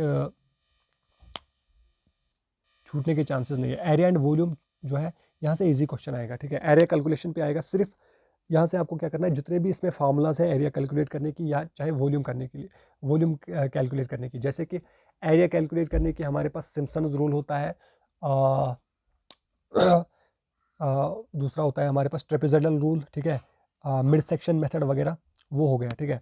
और वॉल्यूम कैलकुलेशन में प्रिज्मोइडल फार्मूला है आपके पास, ठीक है, और मिड सेक्शनल रूल है। तो जितने भी रूल्स हैं, ठीक है, वो आप उनकी फार्मूलाज आपको पता होनी चाहिए, और वो at the same time tricky होती है, ठीक है ना, थोड़ा सा वो कन्फ्यूजिंग टाइप होती है, ट्रिकी होती है, इसलिए ये इस चीज़ को टारगेट कर रहा है, ठीक है तो आपको इस चीज़ को स्ट्रांग करना होगा। कंटूरिंग से एक इजी क्वेश्चन अगर आएगा भी तो इजी क्वेश्चन आएगा, बट उतना इंपॉर्टेंट जो है वो कुछ इसमें कुछ ऐसे सब्जेक्ट्स है जो उतने इंपॉर्टेंट मैं नहीं कहूँगा, ठीक है ना, जैसे कि कंटूरिंग है, टेकोमेट्री है, ये कुछ टॉपिक्स हैं, मिसलिनियस है, इसमें उतने इंपॉर्टेंट नहीं है। और कंपास और थियोडोलाइट, ठीक है, बाकी जो टॉपिक्स है वो बहुत ज़्यादा इंपॉर्टेंट है। हालांकि इन टॉपिक्स को आपने छोड़ना नहीं है, बट फिर भी मैं कह रहा हूँ कि प्रेफरेंस के हिसाब से। उसके बाद अगर हम बात करेंगे प्लेन टेबल सर्वेइंग, तो यहाँ से भी एक ईजी क्वेश्चन आएगा, ठीक है। पिछली बार इससे एक कन्फ्यूजिंग क्वेश्चन बनता था जो मैंने आपको बताया सेटिंग पे, तो वो उसने पिछली बार पूछ लिया। अब यहाँ से कोई कन्फ्यूजिंग क्वेश्चन जो है वो बनता नहीं है, अगर आएगा भी तो यहाँ से इजी आएगा।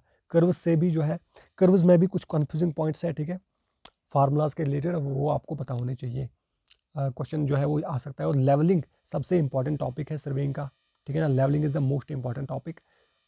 और यहाँ से आपको वही प्रॉब्लम सॉल्विंग क्वेश्चन ही आता है, ठीक है ना, तो उसमें आपकी प्रैक्टिस जो है वो अच्छी होनी चाहिए।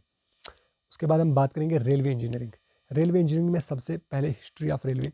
हिस्ट्री ऑफ रेलवे में कुछ भी पूछ सकता है, ठीक है, तो अनप्रेडिक्टेबल है, ठीक है, ये अनप्रेडिक्टेबल हो गया। हाँ, सर्वेइंग की हमने बात की अभी, तो सर्वे में कोई क्वेश्चन जो है वो छूटने के काबिल नहीं है मेरे हिसाब से, बट फिर भी अगर वो इन एरियाज़ को टारगेट करेगा ना, कंपास एंड थियोडोलाइट, तो यहाँ से कुछ क्वेश्चन जो है वो ट्रिकी बन सकते हैं। तो अगर हम यहाँ पे भी एक फैक्टर ऑफ सेफ्टी के हिसाब से एक क्वेश्चन यहाँ पे भी छोड़ते हैं, ठीक है, तो फिर हमारा कितना होगा, 64 + 9 हम करेंगे तो हमारा 73 स्कोर जो है वो यहाँ तक हो सकता है अभी, ठीक है, 73। अब अगर मैं रेलवे इंजीनियरिंग की बात करूँगा तो इसमें जो हिस्ट्री ऑफ रेलवेज़ का कॉन्सेप्ट है वहाँ से कोई भी क्वेश्चन आ सकता है, अनप्रेडिक्टेबल है, ठीक है, फिर भी हमें जनरल में हमें पढ़ना ही है, ठीक है, बट मैं कहता हूँ कि अगर जैसे हम प्रोजेक्ट नेटवर्क में वो एक एक्सपेक्टेड टाइम कंसिडर करते हैं जिसको हम बोलते हैं पेसिमिस्टिक टाइम, ठीक है, अगर सारी चीज़ें जो है वो आपके फेवर में नहीं होगी, ठीक है ना, मैं वो उस हिसाब से मैं बात कर रहा हूँ, ठीक है, अगर हमारे हिसाब से चीज़ें नहीं चलेंगी, अगर हमारे फेवर से नहीं चलेंगी, जैसे कि हिस्ट्री ऑफ रेलवे से ऐसा क्वेश्चन पूछ लिया जो कि, ठीक है ना, बिल्कुल ही अनप्रडिक्टेबल है, तो वो मैं कंसिडर कर रहा हूँ, मैं फैक्टर ऑफ सेफ्टी के साथ चल रहा हूँ, तो उस हिसाब से मैं कह रहा हूँ कि यहाँ से वो क्वेश्चन आएगा तो वो जो है वो नहीं होगा, ठीक है ना तो उसको आप छोड़ दो। उसके बगैर हम बात करेंगे परमानेंट वे से जितने भी क्वेश्चंस आएंगे तो इजी होंगे। स्लीपर्स, ट्रैक फास्टनर से इजी क्वेश्चन आपके आएंगे, blast, track geometry, points and crossing से ये कंफ्यूजिंग एरिया है, ठीक है। ये इसमें कंफ्यूजिंग जो है वो डाउटफुल एरिया, इसमें कुछ डाउटफुल टर्मिनोलॉजीज हैं, तो वो पूछता है, ठीक है ना। उनके बारे में आपको अवेयर रहना है और उनको स्ट्रॉन्ग करना है। क्रीप थ्योरी से अगर क्वेश्चन आता भी है तो सिंपल आता है, ठीक है। वियर के रिलेटेड क्वेश्चन आते हैं, सिग्नल्स एंड कंट्रोल के रिलेटेड जो है वो क्वेश्चन नहीं आए पिछली बार, लेकिन ट्रैक मेंटेनेंस और इक्विपमेंट्स, ठीक है, यहाँ से वो अभी क्वेश्चन पूछने लगा है, तो इसमें भी थोड़े से ट्रिकी और कंफ्यूजिंग क्वेश्चन बनते हैं, वो आपको देखने होंगे। रेलवे सर्वेज और अलाइनमेंट के बारे में जो है एक सिंपल सा क्वेश्चन आता है, ठीक है, तो वो ईजी होता है, ठीक है। तो इसमें भी अगर हम बात करेंगे तो मेरे हिसाब से कोई क्वेश्चन जो है वो छूटने के काबिल नहीं है रेलवे से। तो रेलवे से आप सारी 10 on 10 ही ले लो, ठीक है, 10 on 10 ले लो आप रेलवे से। तो अभी कितना हो गया हमारा 73 + 10 83, ठीक है, 83 स्कोर जो है वो पहुंच गया हमारा। और ये हम मिनिमम बात कर रहे हैं, ठीक है, this is minimum applying factor of safeties and all other factors, variations वगैरह लगा के मैं बात कर रहा हूँ। उसके बाद हाईवे इंजीनियरिंग की अगर मैं बात करूँगा, हाईवे इंजीनियरिंग में भी वही है, इसमें हिस्ट्री है पहले, वहाँ से भी कोई क्वेश्चन क्रोनोलॉजी आपसे पूछेगा, क्रोनोलॉजिकल ऑर्डर पूछ सकता है, ठीक है, जो थोड़ा सा ट्रिकी हो सकता है, ठीक है। तो उस पर ज़्यादा टाइम वेस्ट, इन टॉपिक्स पर टाइम वेस्ट करने की ज़रूरत नहीं होती है, ठीक है। स्ट्रैटेजी जो है वो यही रहनी चाहिए आपकी, इन टॉपिक्स पे कोई टाइम वेस्ट करने की ज़रूरत नहीं है, इनको जनरल में पढ़ना है, बस उतना ही काफ़ी है, ठीक है, क्योंकि ये अनप्रडिक्टेबल है। क्लासिफिकेशन एंड बॉडीज़, ठीक है, मीन्स जो भी रोड्स क्लासिफिकेशन है और जो भी हाईवे में जो भी बॉडीज़ होती है, एडमिनिस्ट्रेटिव बॉडीज़, टेक्निकल बॉडीज़, उनके बारे में आपको पढ़ना होगा। प्लानिंग एंड सर्वेज जो हम हाईवे में करते हैं वो वहाँ से ज़रूर क्वेश्चन जो है वो पूछता है। अलाइनमेंट के रिगार्डिंग, ठीक है, ज्योमेट्रिक डिज़ाइन से जो क्वेश्चन आते हैं वो ईजी आते हैं, ठीक है। हालांकि यहाँ से कुछ न्यूमेरिकल्स अगर ये पूछेगा, ठीक है, SSD और OSD के बारे में, तो वो कैलकुलेटर के बिना सॉल्व नहीं होते हैं, ठीक है, वो थोड़े से ट्रिकी होते हैं, कैलकुलेशन के हिसाब से मैं बोल रहा हूँ, वो टफ होते हैं, तो वो वेरिएशन यहाँ से क्रिएट हो सकती है। हालांकि ये पूछता नहीं है, इजी पूछता है। पेमेंट डिज़ाइन में आप मान के चलो, फ्लेक्सिबल पेमेंट डिज़ाइन, उसमें CBR मेथड को ज़्यादा टारगेट करता है, बाकी वो तो इजी है फिर भी, बट उसमें जो रिजिड पेमेंट का डिज़ाइन है उसमें कुछ फॉर्मूलाज वगैरह है जो थोड़ी सी कॉम्प्लिकेटेड है, तो उससे अगर क्वेश्चन आएगा भी ना तो एक ही क्वेश्चन बनता है, ठीक है ना, तो एक ही क्वेश्चन बनता है, क्योंकि उसको मार्क्स डिस्ट्रीब्यूट भी करने हैं ना। हमें जब हम कोई एक ऐसा टॉपिक पढ़ रहे होते हैं ना जो थोड़ा सा डिफ़िकल्ट होता है, तो हमें क्या लगता है फिर, अगर यार यहाँ से क्वेश्चन आ गए तो हम क्या करेंगे भाई, वहाँ से सिर्फ क्वेश्चन नहीं आ सकते ना, वहाँ से अगर आएगा भी तो एक क्वेश्चन आएगा ना, ठीक है, और वो ऐसा क्वेश्चन होगा वो किसी को भी नहीं आएगा, या 100 में से 95% को वो नहीं आएगा, तो उसमें कोई डरने की ज़रूरत नहीं होती है, ठीक है। उनको आराम से आप जो है वो उन चीज़ों को छोड़ दो, ठीक है, उनके पीछे टाइम ज़ाया करने की ज़रूरत नहीं है। पेमेंट डिज़ाइन तो ये हो गया। मटेरियल टेस्टिंग, इसमें जितने भी टेस्ट हम करते हैं, ठीक है, बिटमन के रिलेटेड। पेमेंट डिफेक्ट्स ये इंपॉर्टेंट है, ठीक है, पेमेंट डिफेक्ट्स आपको पता होने चाहिए, क्योंकि ये थोड़ा सा कंफ्यूजिंग डाउटफुल एरियाज रहते हैं, तो उसके हिसाब से हिल रोड्स के बगैर हिल रोड्स के बारे में वो उतना नहीं पूछता है, ठीक है, तो ये एक मिसलिनियस टॉपिक है, कंसिडर कर सकते हो, बट पहले जो है वो इंपॉर्टेंट टॉपिक्स को कवर करो, बाद में इसको भी जनरल में जो है वो आप पढ़ सकते हो, बस इसको जनरल में ही पढ़ना है। रोड मेंटेनेंस जो है वो इंपॉर्टेंट है, ठीक है, ये आपको पता होना चाहिए। ट्रैफिक इंजीनियरिंग, फिर से मैं कह रहा हूँ, इससे भी एक ही क्वेश्चन जो है वो आप एक्सपेक्ट कर सकते हो, और वो किस टाइप का क्वेश्चन आता है यहाँ से, वही speed measuring devices, distance measuring devices, उसके रिलेटेड आपको अवेयर रहना होगा कि मॉडर्न इंस्ट्रूमेंट्स वगैरह क्या यूज़ होते हैं, ठीक है, मॉडर्न ट्रैफिक इंजीनियरिंग इक्विपमेंट्स कौन कौन से हैं, ठीक है, वो पूछ सकता है बस। तो ये भी एक अनप्रेडिक्टेबल ही मैं कह सकता हूँ, ठीक है। तो हाईवे में एक दो चीज़ें जो है वो अनप्रेडिक्टेबल है, जैसे कि ज्योमेट्रिक डिज़ाइन है, वहाँ से कोई वैल्यू पूछ लिया आपसे, ठीक है ना, ग्रेडियंट या कोई भी अनप्रेडिक्टेबल वैल्यू पूछ सकता है। इसी तरह से रेलवे में भी है, ठीक है, वहाँ से भी कोई ऐसी वैल्यू पूछ सकता है। तो 2 मार्क्स आप यहाँ से हाईवे रेलवे से आप जो है वो भी आप वेरिएशन मांग के चलो, ठीक है। तो अभी तक जो हमारा 83 पहुँचा था, 83 में से आप 2 जो है वो लेस ही कर दो अभी, तो 81 आएगा, और 81 में से हमें हाईवे के 8 मार्क्स जो है वो ऐड करने होंगे, ठीक है, नहीं 9 मार्क्स, तो ये आपके 89 हो गए अभी तक, ठीक है, 89 स्कोर जो है वो आपका हो गया। अब है इरिगेशन इंजीनियरिंग। अब देखो, इरिगेशन इंजीनियरिंग में भी कुछ आपके टॉपिक्स जो है वो उतने क्लियर नहीं होते, इसलिए मैंने इसको भी बहुत ज़्यादा वास्ट डिटेल में जो है वो टॉपिक्स इसके लिखे हैं यहाँ पे।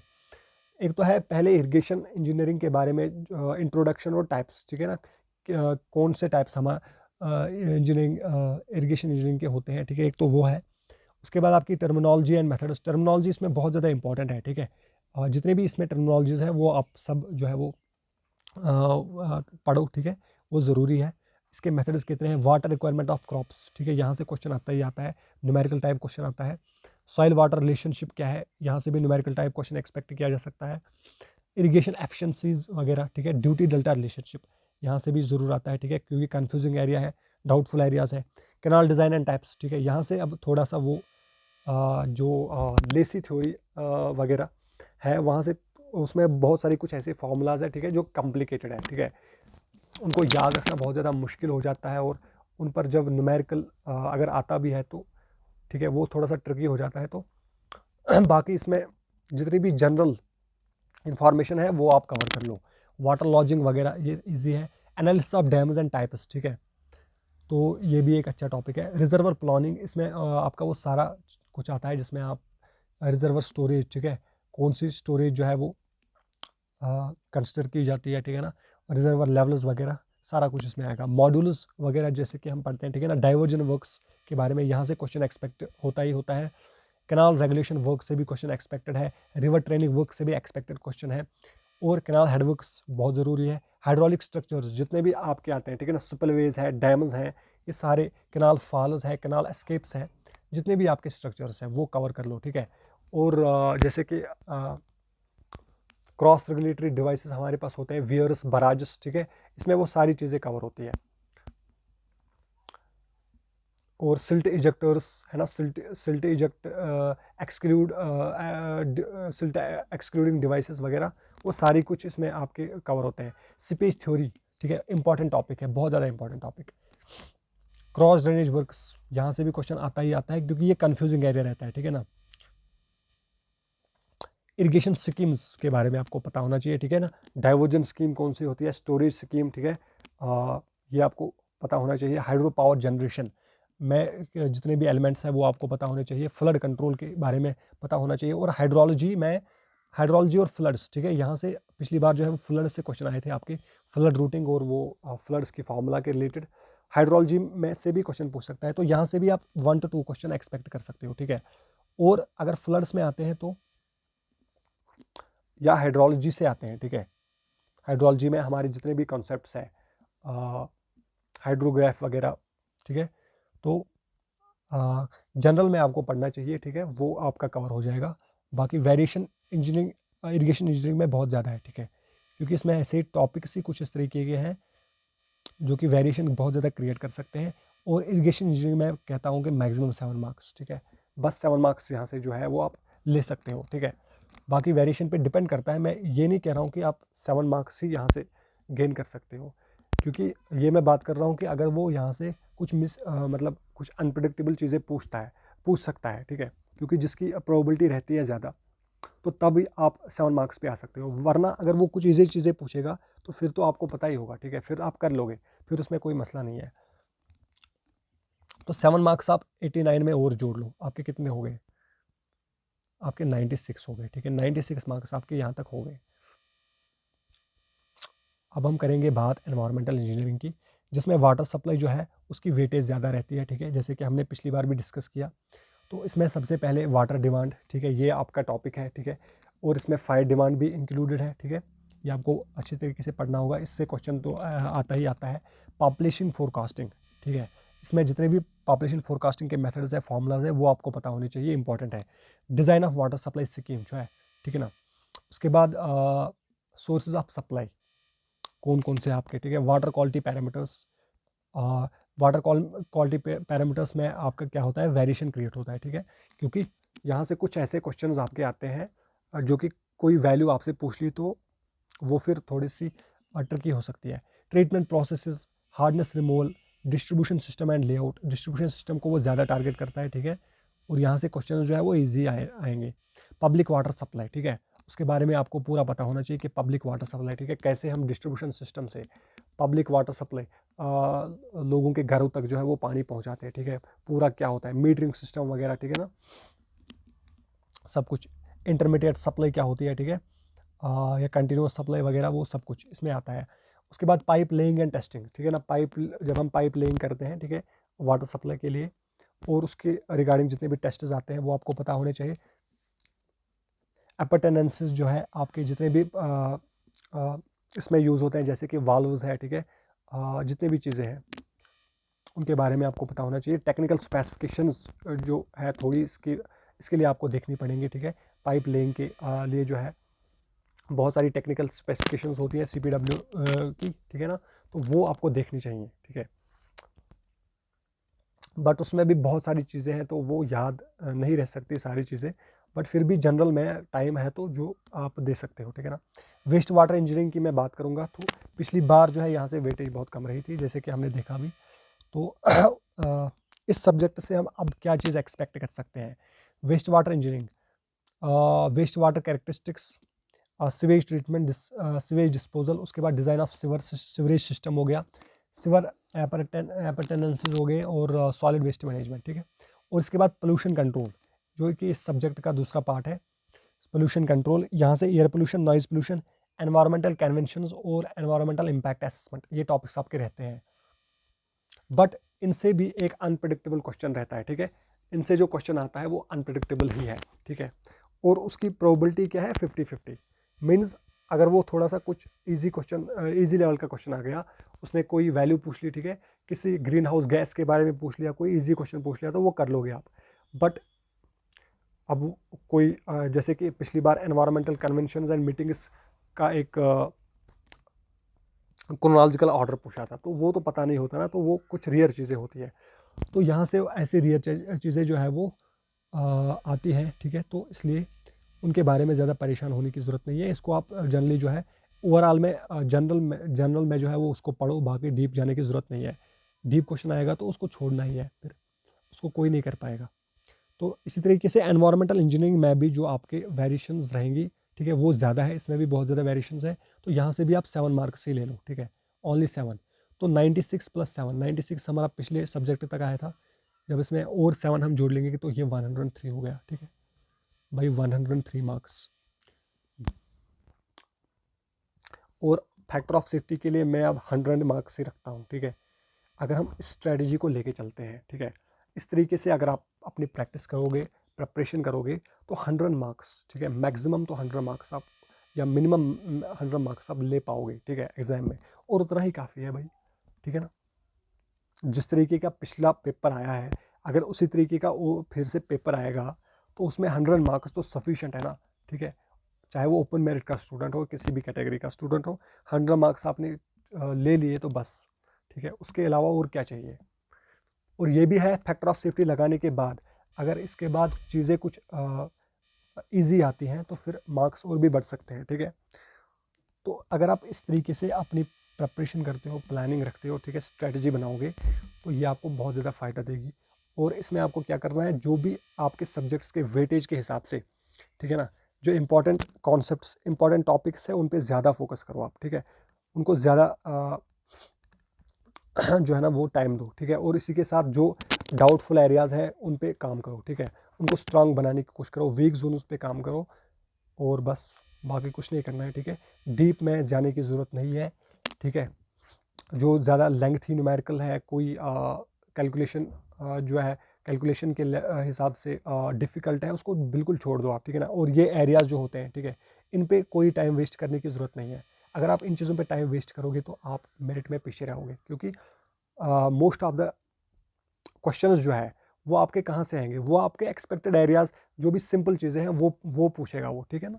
तो मेरिट तो फिर वहीं से डिसाइड होगा ना। आप इन चीज़ों पे अगर आप अपना टाइम वेस्ट करोगे, जैसे कि आप इन चीज़ों के पीछे पड़ गए भाई, air pollution, noise pollution, environmental conventions के बारे में पढ़ने आप रह जाओगे, तो इसमें बहुत ज़्यादा टाइम लगेगा, फिर ये बहुत ज़्यादा आपका टाइम वेस्ट करेगा। आना क्या है इससे, इससे मार्क्स जो है वो एक आना है। तो भाई एक मार्क्स के पीछे हम इतना अपना समय बर्बाद करें तो क्या फ़ायदा है, ठीक है ना। तो जो चीज़ें एक्सपेक्टेड है, इंपॉर्टेंट है, उन्हीं पे ज़्यादा फोकस करो, तो वो आपको क्या देंगी, रिजल्ट जो है वो ज़्यादा बेटर देंगी, ठीक है। आप ज़्यादा मार्क्स गेन कर पाओगे। तो ये आपका पूरा लिस्ट है, ठीक है। टॉपिक्स का ब्रेक डाउन किया है मैंने, ठीक है। तो पहले मैंने कहा कि फर्स्ट प्रेफरेंस आप इंपॉर्टेंट टॉपिक्स को वेटेज के हिसाब से जो है उन टॉपिक्स को दो, उनको पढ़ो, वीक जोन्स को आप स्ट्रॉन्ग बनाओ, ठीक है। कंफ्यूजिंग एरियाज़ पे जो है वो काम करो, ठीक है। डाउटफुल एरियाज़ जितने भी हैं उनका एक लिस्ट बनाओ, ठीक है। और हर टॉपिक में डाउटफुल एरियाज़ जो भी आते हैं, ठीक है, उन पे क्वेश्चन सॉल्व करो, ठीक है। उन पे क्वेश्चन प्रैक्टिस रखो। बाकी चीज़ें जो है वो जनरल में पढ़ो आप। और बाकी जो मिसलिनियस चीज़ें हैं, मिसलिनियस हर किसी जो किसी पर्टिकुलर सब्जेक्ट में आपकी मिसलिनियस चीज़ें हैं, मिसलिनियस टॉपिक्स है, उनको क्या करो फिर जनरल में पढ़ो, ठीक है ना।